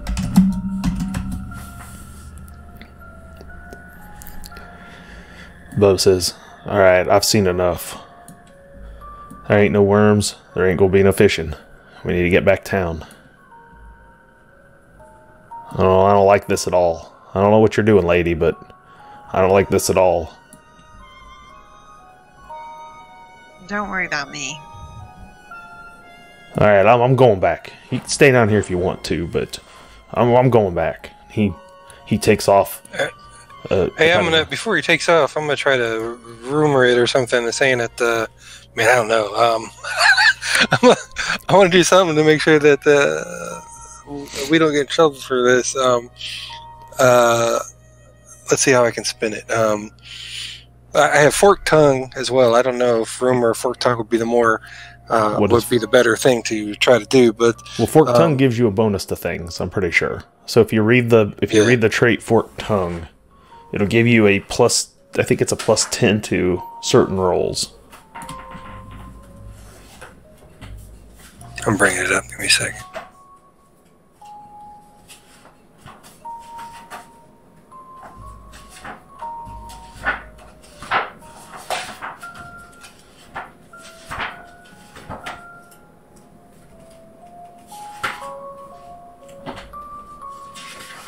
It is a when you attempt to deceive someone of social class other than your own, you get a plus 20 base chance to guile. So what is his social class? Or your social class, I'm sorry. Well, it depends. In my heyday or now? You have an official... You rolled at the beginning of the game an official social class that you're a part of. Yeah, I'm the low end. You're a lowborn. He's the same as you. So he's not a different social class than you, so you don't get the bonus. Because I'm pretty sure Forked Tongue says they have to be a different social class than you, right? Yes.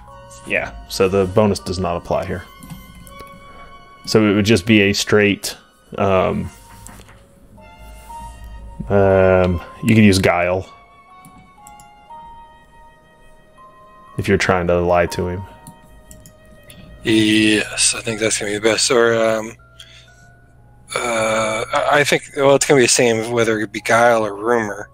Guile would be the probably appropriate roll for what you're doing. Okay.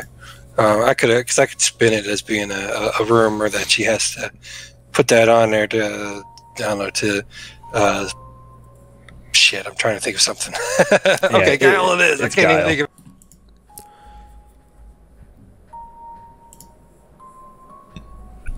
Fuck. Fortune point? He's a lowborn. Can I try and bribe him to not say anything? Well, you can. Well, try. Shit, nothing makes you feel like that you did something like bribing somebody.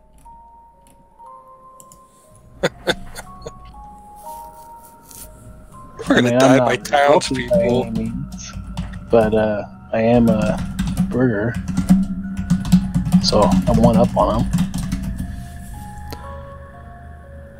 Well, I mean, if you want to try to bribe him, keep him quiet. You can make an offer to him with bargain if you want to make a bargain roll. That's gonna make him more suspicious. I'll tell you what. How about we just go to a social intrigue on this? This is sounding like we're getting into social intrigue at this point. So,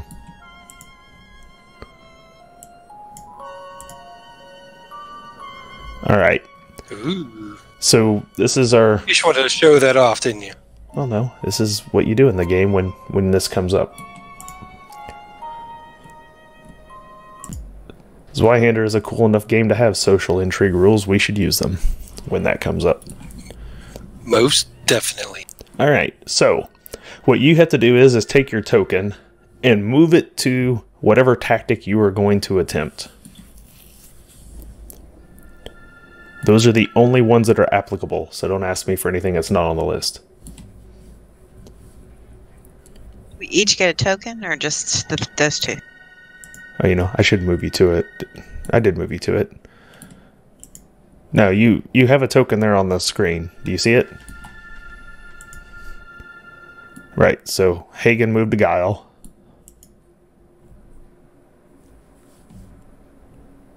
You should be able to pick it up and move it. If you can't, let me know. I'm gonna hang on one second. I just move thing. Look at your sheet and see which one you're good at. Usually, you're gonna try rumor. Yeah. Okay, and so Nadia, which one do you want to try? Or are you just gonna? Or are you just gonna sit out? You were gonna try bargain because you were gonna try to bribe him, right? Sure.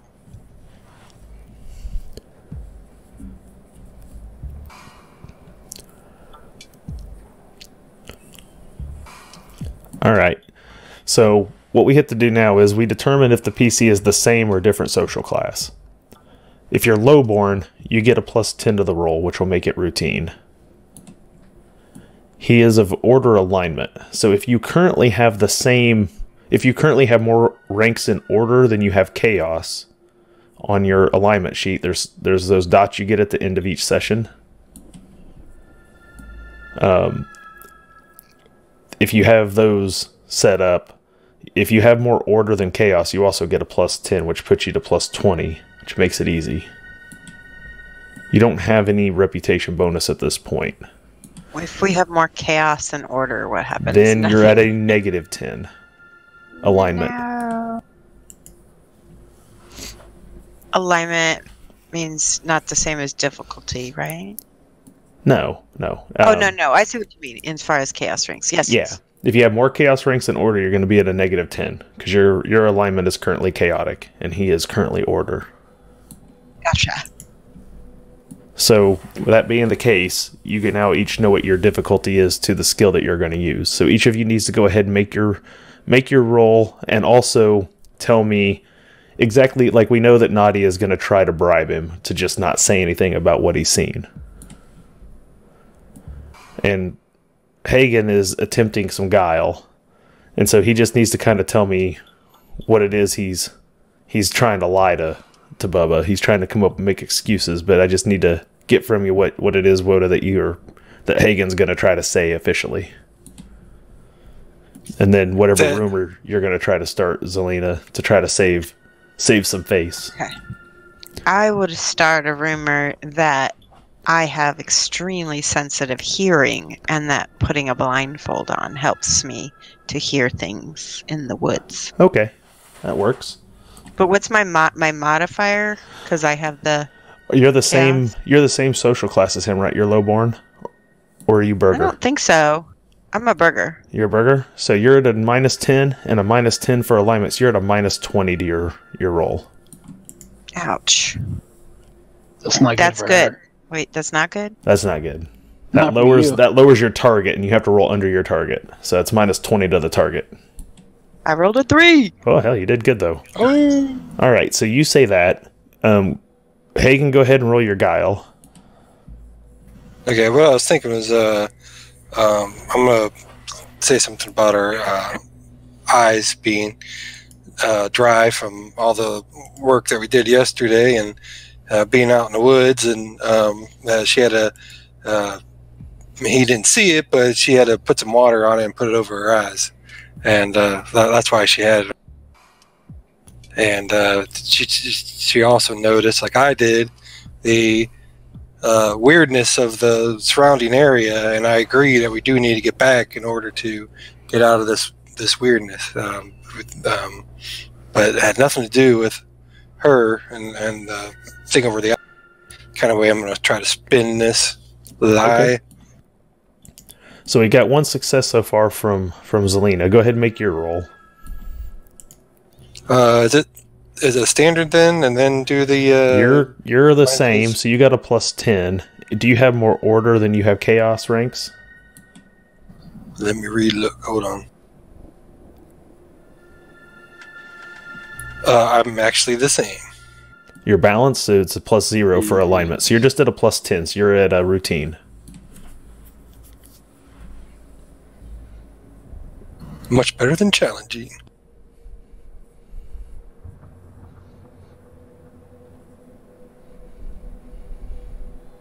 Not that great though. We get 1 success, 1 fail. Nadia, you're gonna try to bargain with him.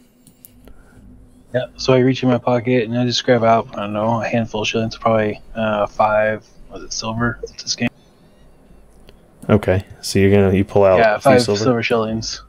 You take 5 silver shillings out. What do you say to him? Hey, just have some of this silver here. I know it can help you out a lot, and we'll just forget about everything that happened here today. All right, go ahead and make your bargain roll.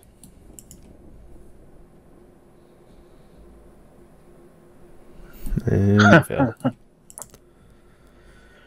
He takes your 5 silver. Of course he does. He kind of looks at it. He kind of nods. All right, let's get back to town though.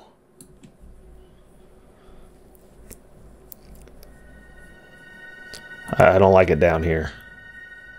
Things ain't right. I definitely agree with that. Let's get our arses going. All right, so you guys hike a little path back up from the river back up to town. You come molting back in, and there's Lawrence and Herbert Brown standing there waiting. Herbert takes his hat off, kind of waves you down. Hey, it's good to see you made it back. I've been looking for you. I'm gonna, take my hat off and kind of wring my hands a little bit and put my hands through my hair and just tell them like things ain't right out there. Bugs are going crazy. We're missing stuff. It's probably best nobody goes out for a little.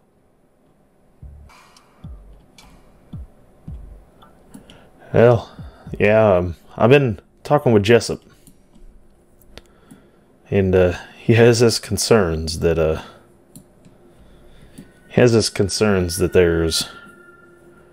there's something foul going on down by the river. Has concerns that perhaps it's got something to do with something foul going on here in town. I don't think it has anything to do with the town. I mean, that's just me talking though, but it definitely something down by the river. And if it was up to me, I'd say that it's more likely to do with the elves in the area over there than it has anything to do with. Talked to my brother Franklin. He says you guys went out hunting worms. I'm sorry. Who is this we're talking to? Lawrence? This is Herbert. Franklin. This is Herbert. He's the mayor. Oh, Herbert. He's Franklin's brother. Here, I'll move you back to the family tree so you can see everybody.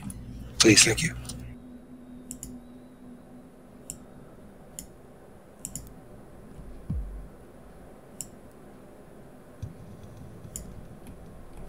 All right. I said, we're. Thank you. We're going to check on something. I thought maybe these worms might have something to do with it. They were kind of odd looking the other day, and so anyway, we went to check on that. And I wanted to see if the barber surgeon had anything that he could do, but or look at and see if he knew of anything. But yeah, we were out there and things were off. I think maybe possibly I got kind of the willies, almost like almost to the point where I felt like somebody was watching. Okay. I'm saying it all against me so that at least Zelina's not getting targeted for what she does, especially if Bubba starts saying something. Yeah. All right, Bubba's standing there, tight-lipped, but he's got this look on his face, and you see he's kind of wanting to slink off before anyone really kind of starts to talking to him. He says, I think Bartholomew probably needs to be back up at the general store, so I'm just going to head back that way. All right. Sorry we didn't find any bait. If you need my help again, just let me know. He kind of quickly trots off, and you see Herbert Brown kind of looks at him and. Can I maybe hold him back and say, hey, Bubba, hey, I want to pay a little bit for your time, and thank you for your generosity in showing us the area. No, I didn't get you no worms. It's fine. Just go ahead and talk with the mayor there. I got to get back to the store. He turns and just ignores you, and he just takes off at this point. Damn you, Bubba! You will see the end. I have to say I didn't say that. Herbert goes, all right. So, well, you didn't find anything wrong with the worms or the bugs down there, then, huh? Well, we didn't really see any worms or bugs. That's part of the weirdness of it all. Well, yeah, there was no life where we last saw them. All right. Well, we're gonna have to keep this between us. Any more weird stuff, and I'm afraid town's going to get whipped into a frenzy, and at that point it won't take much before they start coming to me wanting to take action against somebody. I don't understand. Why is everybody ready to revolt against people in the town? What we saw out there wasn't anybody from the town. That was somebody out of town. I mean, we've met or seen just about everybody here, I believe. Well, this town has a long history of rooting out witches. Jessup was always a big believer that evil befell upon the village when the orc hordes, all that sort of stuff, was all amount of people succumbing to witchcraft.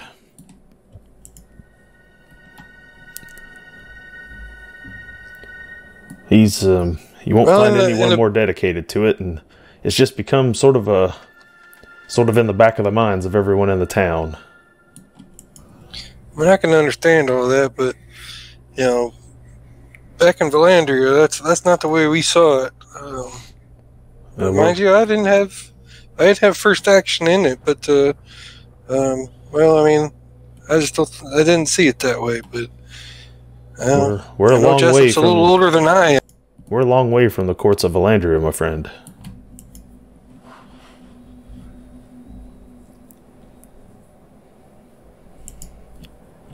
In the meantime, I came to talk to you because I know you'd been asking about what the agreement is between us and the elves. Yeah, the Accords, right? Yeah, the Accords. So, Jessup and Willis Brown, my father, the only two that are still around who've made the trip up to the summit of High Mountain. That's where the Accords were signed between Jessup and Willis and King Nikilos. So,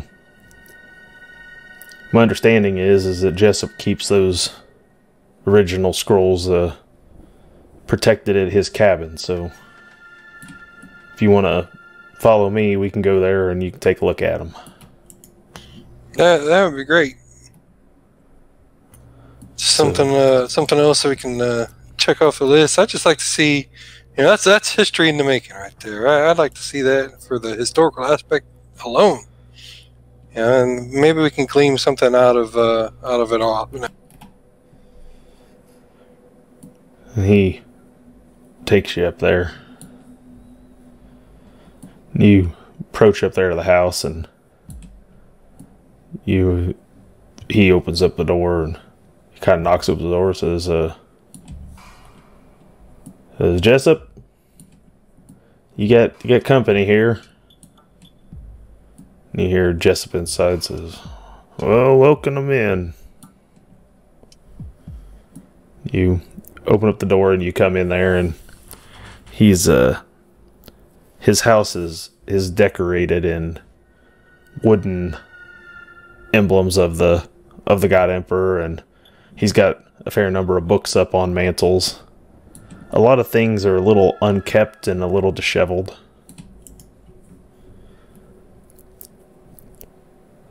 You see a portrait of a woman hangs up above where a little fireplace is. He's sitting over there covered up under some blankets. He looks close, if not over, like 90 years old. Real venerable looking. I walk in and He says, oh, it's you strangers. yeah, sorry to barge in on you. Wanted to see how you were doing up here. Look like you're having a nice sit by the fire. Mind if we join? You wouldn't mind fetching me a water on your way? Sure. Herbert tells me you're wanting to know about King Nikilos. Yeah, sounds like a fine fella. I got a few stories about King Nikilos I can tell you. I'm gonna get him some water, and then I ask him, "Hey, would you like another log on the fire there, or are you?" That'd be kind of you. So I give him the water and put another log on the fire, and try to find a spot amongst all the stuff that he has lying around, and sit down near him, so I can kind of see his face a little bit. Because I might have to see if he's actually telling the truth. But right. I ready myself.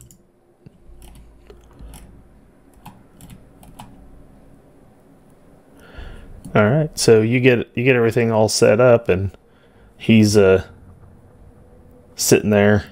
He goes, well, what can I help you with? Well, so how did the chords come together? I know that this was the perfect land for everything that you needed to do here with all the wood and everything that we were building for the whatever the orcs things. And I know that was all necessary, and I know that it came because of that, and the elves helped actually allowed you to be on the land and everything. But how all that come together? I know that you were a big part of it, right? Or all of it, probably. Well, I put together an expedition team to make it to the summit, and we knew there were elves up there, but we didn't know exactly how many, and so Willis Brown, he financed the operation, and I got myself and Lars Berkstein and Murray Pinkston and Bobby Barker, and we made our way up the mountain. And it's a treacherous climb, and up to the snowy peak of it, up to the highest top of the mountain, and where we came across the city of the High Elves.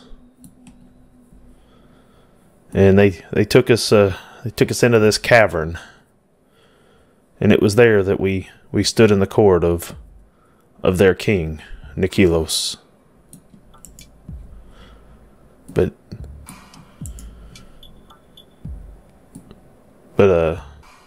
And it was there he told us to stay on this side of the river, and that he'd keep careful watch from the top of High Mountain. He's a sight to behold, King Nikolos is.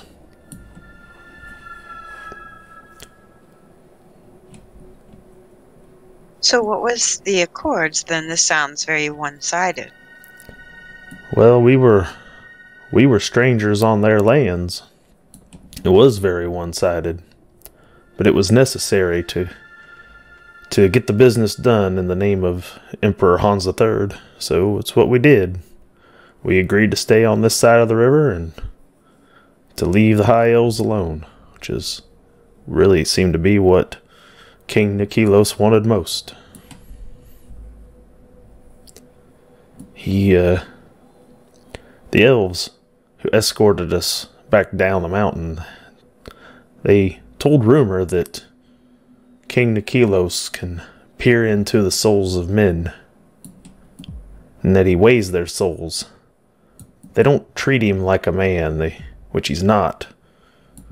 They treat him like he's a divine instrument. Them High Elves, they don't follow the God Emperor like we do. They're kind of heathens, I suppose. They follow the Winter King. And they believe that their king, Nikolos, is... Well, they believe he's a manifestation of the Winter King. Same way, I suppose, that Emperor Hans believes he is a manifestation of the God Emperor here in our world. And in all this time, no one has ever broken the Accords or interacted with the elves since? I don't know. We've preached from every podium that we can to not cross that river. There's been some, I think, who've tried to test that. It's been decades since those were agreed upon between myself and King Nikolos, and everything's been peaceful. If there's been any transgressions, they've been minor, not enough to cause any issues. Again, the High Elves live up in the mountain, and only rarely do they come down from it. So even though this forest is their domain, we don't see them.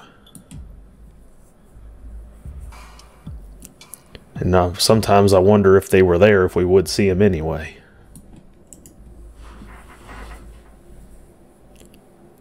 But we've always considered it best to... Everything we need is on this side of the river anyway. And since the war ended with the orcs, then there hasn't been even much need to be dropping the large trees anymore. So we relatively have just remained peaceful and vigilant. Should the orcs ever return, we're here ready to refire up the saws and the mills and be prepared to pump out more siege to fight another war if needed.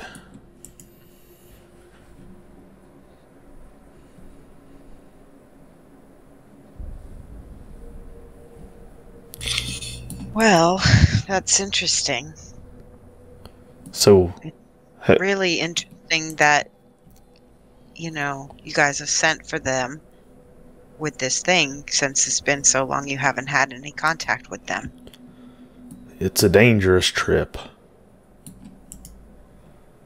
Without an elven guide, you'd have to be half a fool to think you're gonna march up those mountains. We were young and hardy men back then. There's no way we could try to go back now.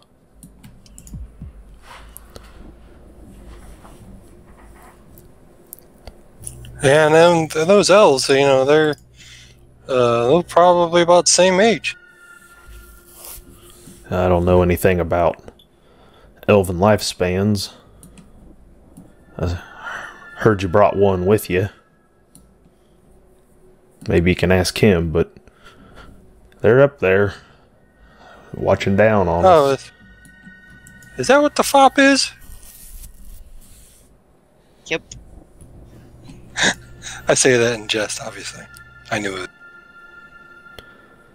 But I could tell by looking at him, he's no high elf. He's not one of them. Those elves up there, I'm pretty sure they would eat him alive.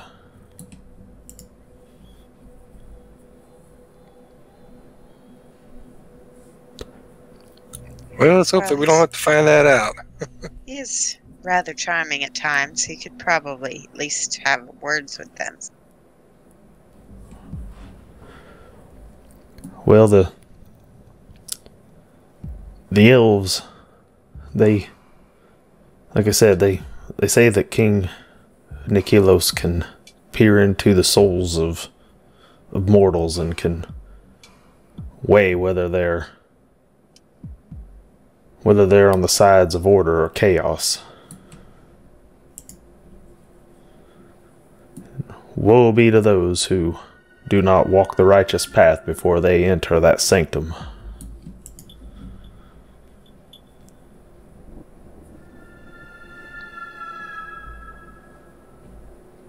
Woe be definitely. So you guys saw it.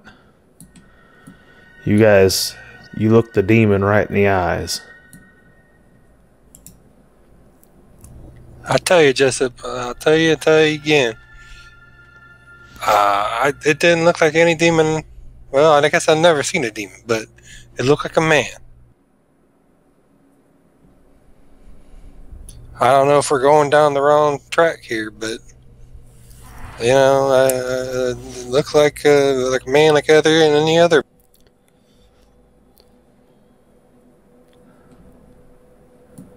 Well, maybe it's a man. Maybe it's not. For several decades, I preached from that chapel just down the road. And on more than one occasion, dark clouds had mustered over Treefell, and we had to root out one of our own who had given in to chaos. I was just thinking that maybe it's the witch. And I'm thinking there's a witch amongst us. And it's just a matter of time before we find it. I have faith Father Enoch will carry out this. I'm too old to conduct any witch hunts now.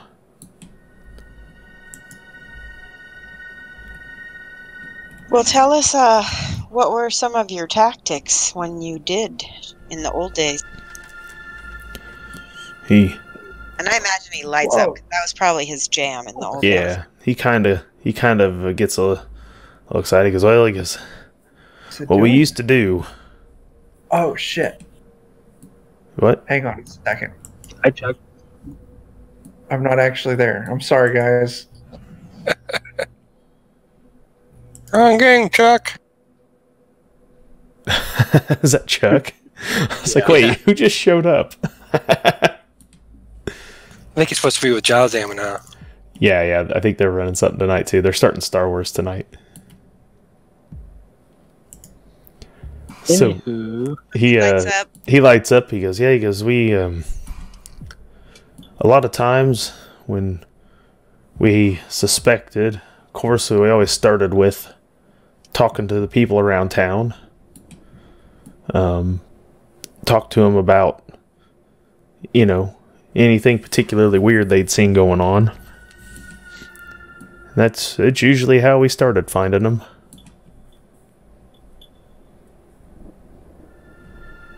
Just seems risky that you might actually get someone who isn't a witch. Well, I mean, those are just leads. Then we'd investigate and find signs of heresy.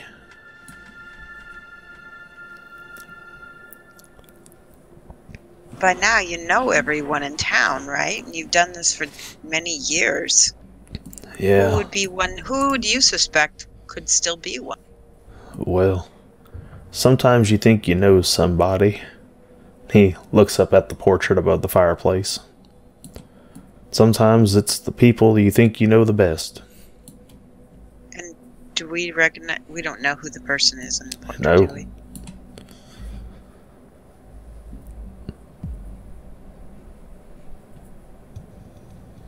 Who's that? She asks. Herbert Brown interjects and goes,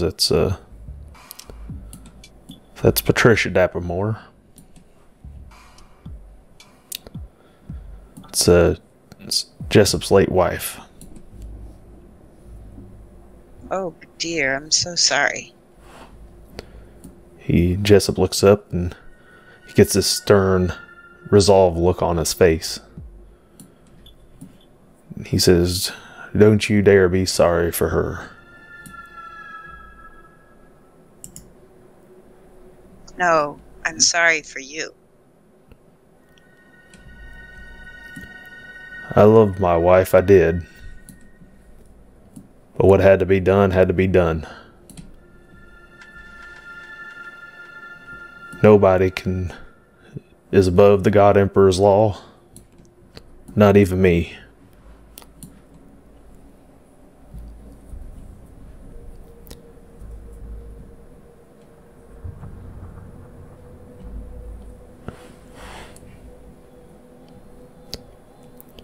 Herbert, he kind of puts his hand out there and taps Jessup on the shoulder and looks to you guys and says, I think perhaps that's enough for today.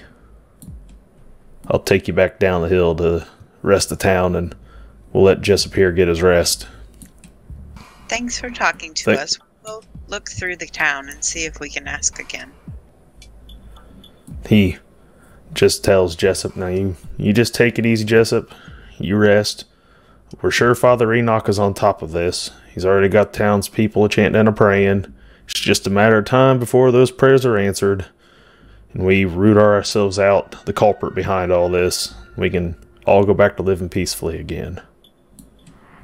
And he leads you guys out of the cabin, shuts the door, and well, I suppose you've pieced together what happened.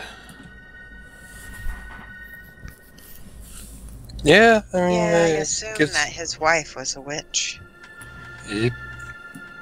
He found evidence that writings, scratchings that she had put, as she'd grown older, she'd kind of gone out of her mind a bit. Some of the things she was saying and doing wasn't making sense anymore, and some people in town had fallen ill. And so Jessup, when the barber surgeons couldn't help him much, Jessup turned to looking for witchcraft, and in the midst of investigation, I think he did what he could to try to heal Patricia, but after a while, the townsfolk had made their demands known, and Jessup had to stand by his resolve, and Patricia was put to the stake, in accordance to the God Emperor's laws. Drove a wedge between him and his son, obviously. Winston packed up, left town.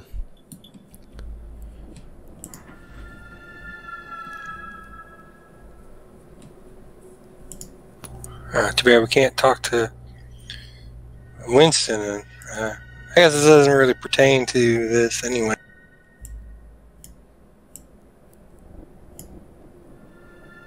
Is there anyone that you suspect that could be a witch? She looks at him like, narrows her eyes a little. In this town, I wouldn't dare name anyone until I was absolutely certain. The first person who gets named as suspect, they'll all be knocking at my door, demanding that I tie him to that stake.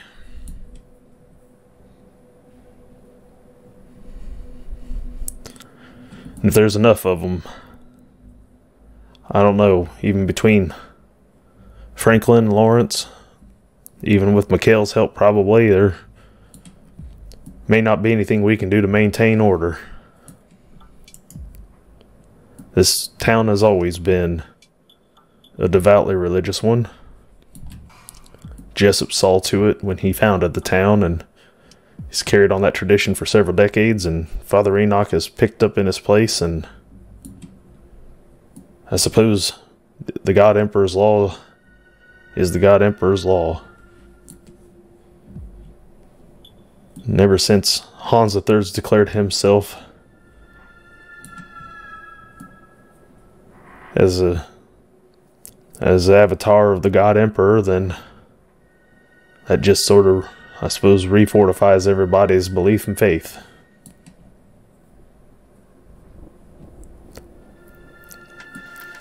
So I'd be careful while you're here in town. You guys are still mostly strangers to us. You've done good work for us, but there's a lot who, I still don't trust you.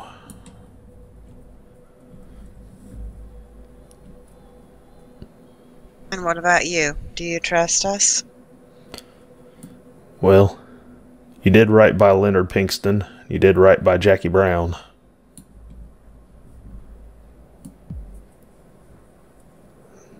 I guess that way, you've done right by me so far.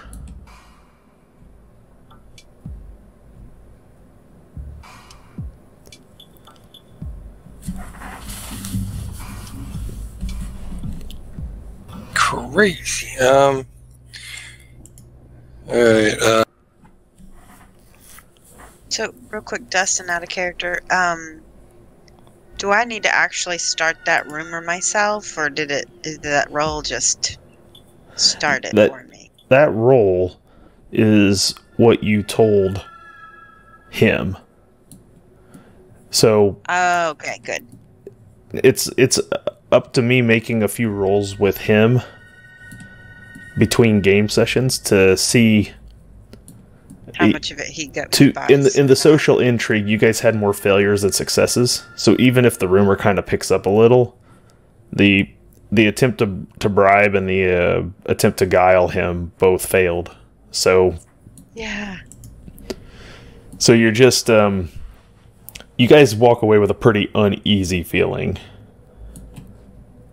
that Bubba could be a problem. Yes. fucking Bubba. You guys come back to town and you see that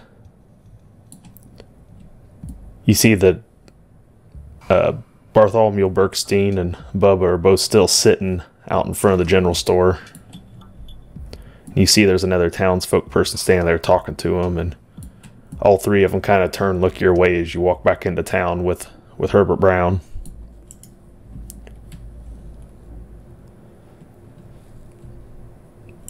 And you look up at the church and you see Father Enoch. He's standing out there in front of the church with his penance rope.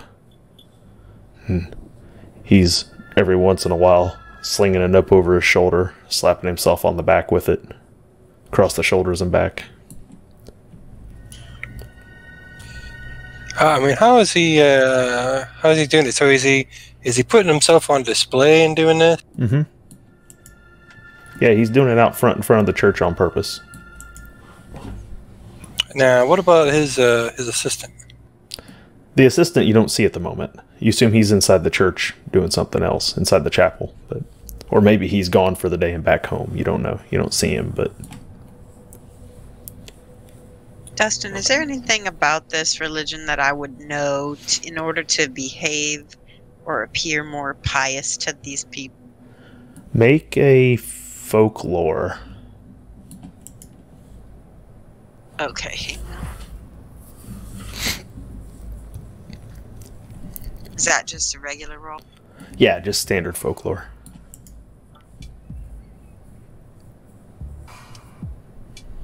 Nope. So what you know of the God Emperor, because you're a follower of the Custodian, you've been brought up in this cult to the Custodian. You know that the God Emperor is very militant, and you know that the God Emperor is very strict. Those who are faithful to the God Emperor, the most faithful, are known as Godsworn. And they act as like almost a military branch in the way that they try to root out all things that are evil. Is it like an inquisitor kind of thing? Exactly. Like the Inquisition.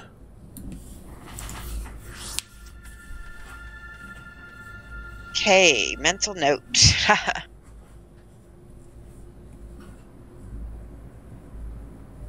Mental note that he was an inquisitor. Mental note that it might be too late not to be in deep doo-doo with these people.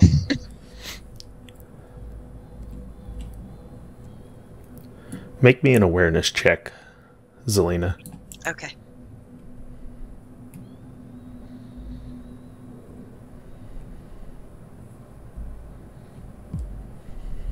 Ooh. As you kind of walk down through the rest of the town with the mayor, at first you kind of feel like everybody's just looking that direction because you're with the mayor and he's important.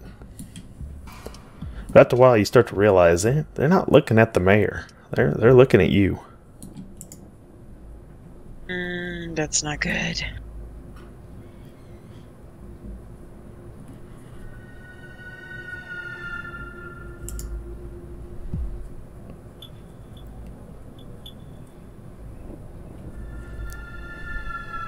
I really don't know what to do at this point. Like, Fucking Bubba. Some people are when they see you coming, kind of go inside and close their doors. This is the thing. We just got to act like nothing's happening and try to continue on our business. We got sent out here for a reason, and let's just try to deal with that reason, you know? Hopefully we find out whatever it is or whoever it might be before they come at us with stuff. Oh, the other thing we could do is to, you know, I'm saying all this, and I'm saying it to our characters, and to Nadia and Zelina, but I want to say it in private. Is Herbert still with? He was for a little bit, and eventually he tells you he's got a few things he's got to go check on. He's got to go. He's got to go say bye to his nephew's wife, before they leave. All right, good. So when he, wanders off, and I start saying all this, but I think we have two choices here. We either continue on our trail and try to track down whatever this is. If it's something in here, we have some options still available to us. If the other option, I don't know how you guys feel about this, but maybe we can throw some of it off. We could throw in a little bit of rumor milling. I used to get paid for such a thing in Huttenberg, and they say that you heard Herbert there say that the first person that they think it might be, they're going to probably go after him, right?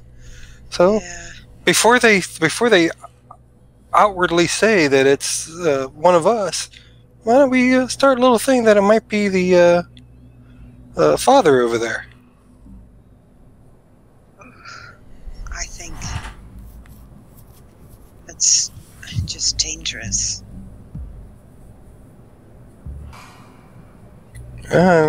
She's like, it's funny because she's like waiting. She's waiting chaotic right now. She's got two, and it's hard because she's not wanting to go that extra piece. What's your chaos alignment, Zelina? I think right now it's 2. Yeah, what's the word out there at the end? You have a chaos and an order alignment.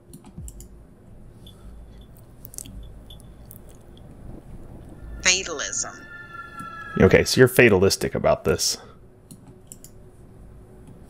Okay, so maybe it's her fate to be ousted as witch. Damn.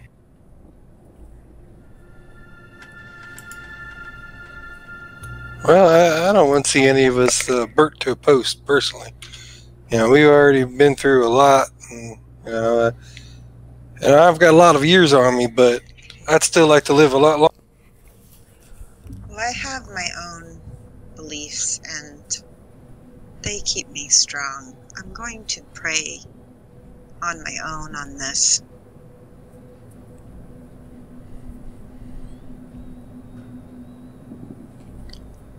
And I would say that is there some way she can commune with her? I mean, maybe that she can't get any answer, but she would definitely try to get some kind of mental resolve from. Yeah. You'd want to go probably back to your cabin where you could Heck yeah. be in private. Not just do that shit in the street. You'll be good. Right. I mean, you can always just offer up simple roleplay prayer if you want to. Kind of like what Father Enoch's doing. It's not going to mechanically do anything. If you want anything mechanical, you'd have to do some sort of ritual, blessed sacrament. Something like that would, you know, reconsecrating your room, warding it from evil, things like that. You can also blessed sacrament a person, but it does take a couple people to help you conduct that ritual. Right. Make holy water with it if you wanted to.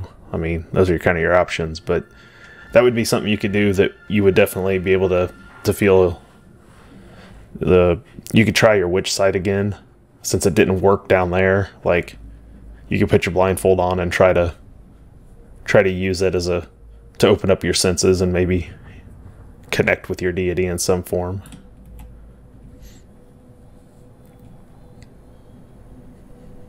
Yeah, I don't feel like any of those are quite right for this. So I would just say she's gonna just, you know, pray on this and just get some kind of mental fortitude from knowing that if she dies, it's, you know, in service to her God. Okay. So you go back to your cabin, and you go in and you start praying, and you're pretty deep into the thought of it. During this time, what's Nadia and Hagen gonna do? Well, I got a couple things I still want to check into. I don't know if Nadia wants to. What time frame is this? It's the afternoon. Okay, you so guys can see there in town that the wagon's all packed up over at Philip and Velma Brown's. You see Alice Brown and Franklin Brown are over there, and Alice is in tears and she's hugging her son, and he's reassuring her it'll be all right, and Franklin's giving him one of his muskets and he's going over with him, you know, how to fire it and remind him how to kind of load the thing up. And he's, you know, reassuring they'll be fine. It's only a couple of days travel to Huttenberg, and, you know, and Willis Brown, who I don't think you guys have met him yet, kind of an eccentric looking old man. He's down there, and he's with and he's much fancier dressed than all the others. And he's down there with a looks like a coin purse, and he's counting out, and he's giving it to Philip, and he's telling him that take it. And Philip doesn't want to take it. He's like, no, I insist. Money doesn't do us much good up here anyway. He goes, take it back to Huttenberg and use it to get yourself a nice place and open yourself up a shop like you always wanted. And that's his grandfather, right? Mm-hmm. Yeah, Willis Brown. And they're all kind of standing out there, and Herbert Brown's there as well. The whole family pretty much is out there at the moment, seeing them off.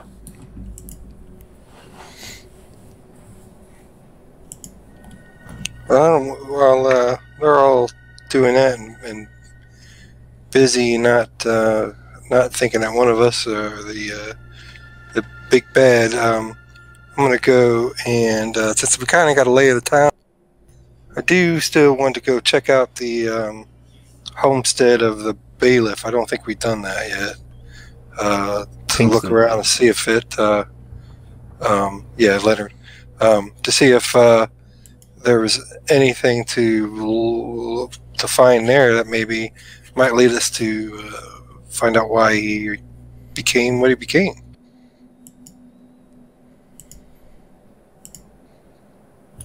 Any sign of bads going on in there, that type of thing. Let's see if he was sick there first and then went on the road, or did he go on the road Okay, so after he got sick or before? You guys find your way over to Leonard Pinkston's cabin.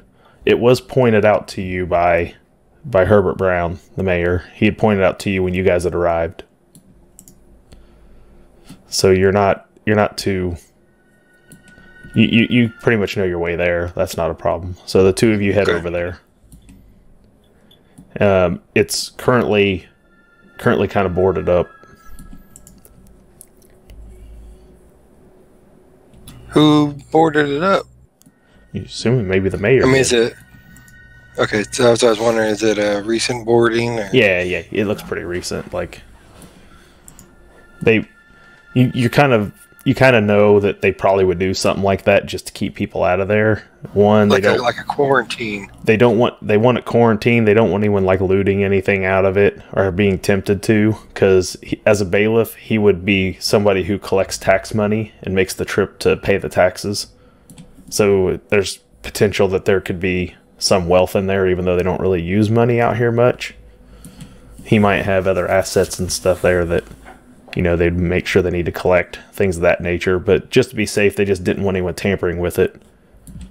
Since you guys are here to do the official investigation on behalf of the plague doctor, they just sealed it up until you guys came asking, basically.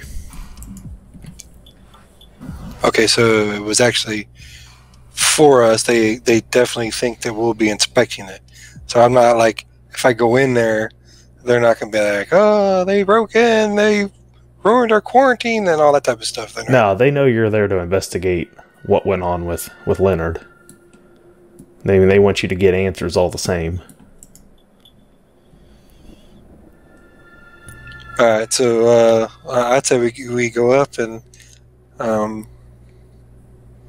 try to. Well, yeah, the only thing we really can do, since everything's boarded up, is to start going in and seeing.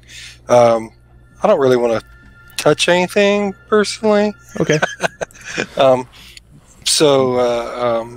Maybe put on find I don't know, find a pair of gloves or find a piece of cloth or something I can touch things with. Knowing this guy had some type of a plague-like thing, it might even be beneficial to throw over a little mask over my face and as I go in and like I said, not touch anything. Use if not gloves, and something to. You're making a routine scrutinize.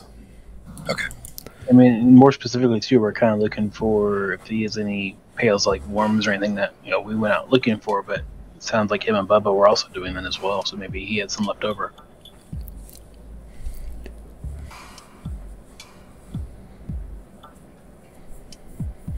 The thing that gets me is I don't know if you remember, but Elsie Mae used to go and search for worms for them. Mm-hmm. Yeah, she knows how to do it too. Finally, get a good roll. You search around his cabin without really lifting anything. You do find that he had some paperwork, some parchment, some quills, things like that, with some handwritten notes. Mostly just, it looks like some kind of city treasury calculations about how much gathered wealth there still is in sort of a, they have it all kept, it seems, somewhere, and that he just has to take a certain amount out and account for it when he takes in the taxes every year, and that treasury's starting to run rather low because there's no money coming into the town. There's only money going out.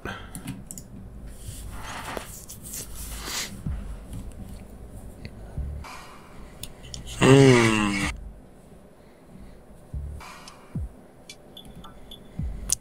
who would benefit if orcs became big around here again, or started up.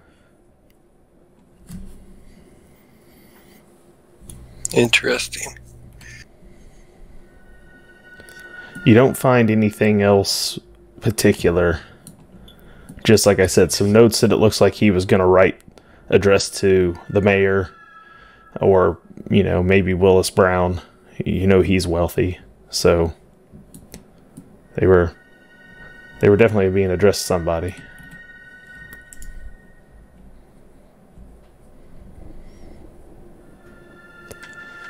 Zelina?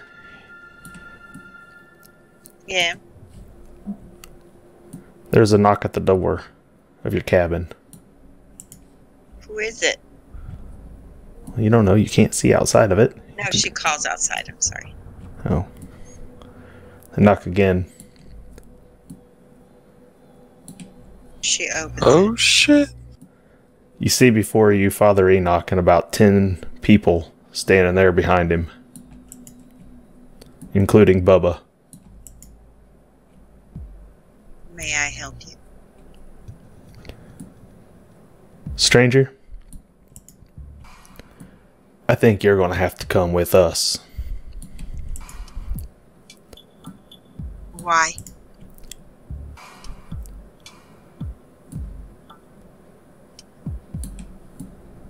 You've been charged with heresy. On what grounds? You see, Bubba points and says, I saw her, she did it, down by the river. Did what? She put on that blindfold. She was doing something, it was weird. My goodness. She was there when the thing showed up too.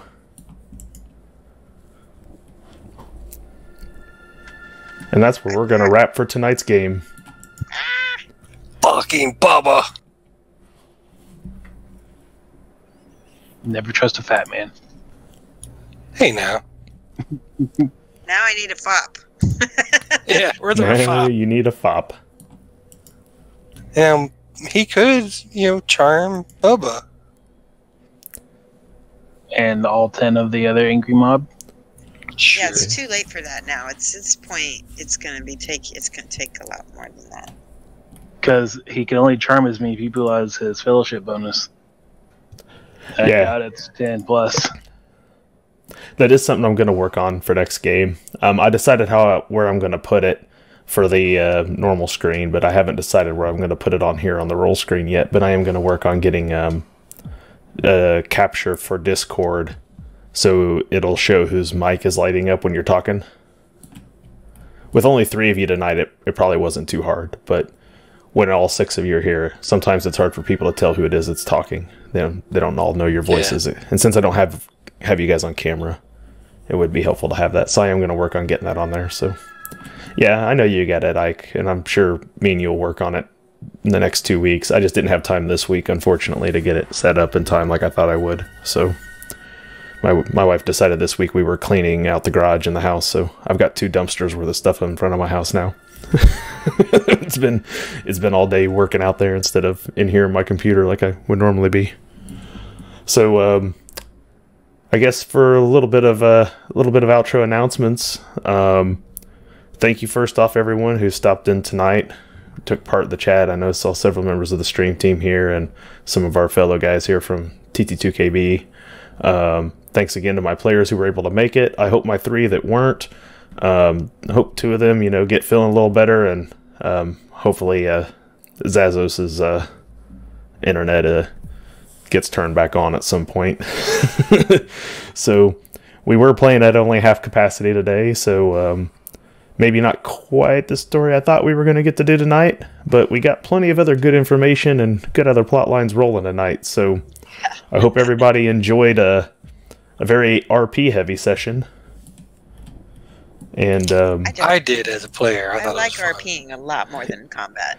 I do too, but it is a lot for a 3-hour session to follow when it's pretty constant. So hopefully everybody's up to speed. You can always go back and rewatch these VODs.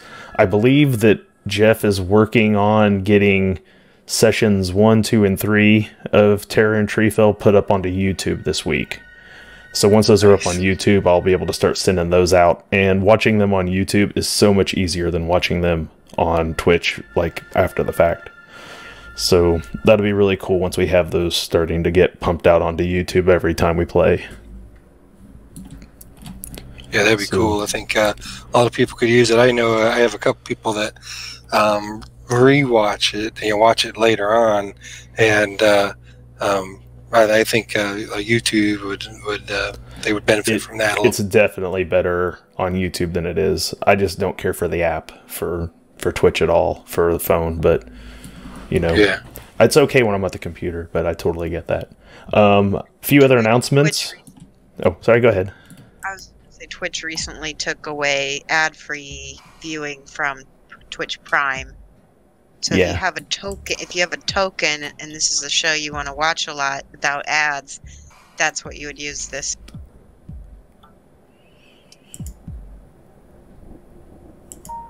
I think Soshi should promote herself there.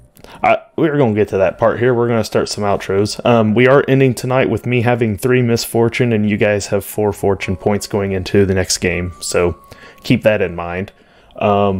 For our next game, I'm going to talk it over with the guys at TT2KB about exactly how many bits somebody would have to donate to give you guys an extra fortune point, or to move one back from misfortune to fortune without me spending it, or vice versa. So we'll have some of that stuff kind of figured out. I don't want it to get too. 1 bit. I don't think it's going to be quite that much. I think we're going to go a little higher than that. But yeah, we'll have some of that stuff maybe figured out. But I know, Shoshi, you want to go ahead and do a little outro here and talk a little bit about what you do on your stream? Yeah, I'm a professional miniature painter, and I am currently in the process of painting a big box of Eldar for myself, if you play Warhammer 40k at all. I teach painting. I don't just paint and talk. I actually teach it and show people how I'm doing it, and that's on twitch.tv/Shoshi'sMinis. All right. Georgie and Woda, both members of Plague, my online guild. You can find me streaming some Arcade here on TT2KB every now and then. I'm working on figuring out time slots. We got some new programs potentially coming up on TT2KB, so before I start getting a regular pattern of streaming, I'm kind of wait to see where some of that's coming out. Some of the other stuff we've been adding around here lately. Wednesday nights, if you've been checking it out, Crazy Ike there, along with Jeff and Cam and Tim, have been playing some Vermintide, which is a Warhammer video game. And if you're here in the chat, you can give commands, and the game understands what those Twitch commands are, and you vote on what's going to happen actually in the video game as they're playing it. And usually it's team chat trying to kill the players. So anything bad we can give them, we give them. So it's hella cool that the game was actually programmed, designed to be streamed. And so the 4 of them are wading through rat men and rat ogres and mutants and all sorts of crazy stuff, and we just keep doing everything we can to try to make them die. So that's Vermintide. That's every Wednesday. I think they're going to be trying to start between 8 and 9 p.m. I don't think they got started till a little after 9 this week, but that's every Wednesday. We're here for Terror and Treefell every other Thursday. The off Thursdays, you'll find me, Crazy Ike, and Leviathan, Levi, playing Sea of Thieves. And we have a hell of a lot of fun, and Levi does a French accent throughout the entire thing, and it's hilarious. So you should definitely tune in for that next week. Tomorrow, you will find me on Grim and Perilous Gaming, where I'll be reprising my role as Miguel the Battle Nun, who worships the Steward, the god of war. So, if you want to see somebody casting a lot of spells in an attempt to blow himself up in the name of being the most badass little halfling, mouthy little shit ass you've ever seen your whole life, that's me, playing my Battle Nun. Tomorrow, Grim and Perilous Gaming, 10 p.m. They're running the Warhammer module Enemies Within. So, it's apparently one of the best Warhammer modules out there. And it's apparently a very long module. So we may be in it for a while. But that'll be tomorrow night. Leopold, the Just, who's one of our players here, he's in that game with me also. So we'll be able to find both of us there tomorrow. He says he's going to be there. He wasn't feeling well today. Hopefully he's feeling better tomorrow. And then Saturday, here back on TT2KB, you'll find me and the rest of the crew when Everstorm returns. So there's going to be, I believe Ike has it ready. We're going to get another Unreal intro this week. We had a few game sessions there, live game, and a few games where Crazy Ike had to redo an entire new scene in Unreal, and that takes some time. So we gave him a few weeks, and I believe this one's going to be his own character, Kodo. We're going to see an intro for Kodo, so you want to tune in for that definitely at the beginning. He says it's ready, so you can expect 10 p.m. I think we're playing on Saturday, because I work, so definitely won't be any before 9 p.m. because I don't get out till 9. So probably 10 p.m. You can find us playing Everstorm here. So I think that is it. Monday on the Wisdom Check. Of course, then after Saturday, we're back here on Monday for Wisdom Check, me and Jeff. You'll find us here. And I think that's about it. So I'm going to go ahead and sign off. Thanks you again for everybody who stuck us out here tonight. There was some internet issues. We were down a few players. I know things got a little laggy and blurry at times, but thanks for hanging out with us. And I hope you're enjoying the story so far, and I will catch you next time. Bye, y'all. Bye. Bye.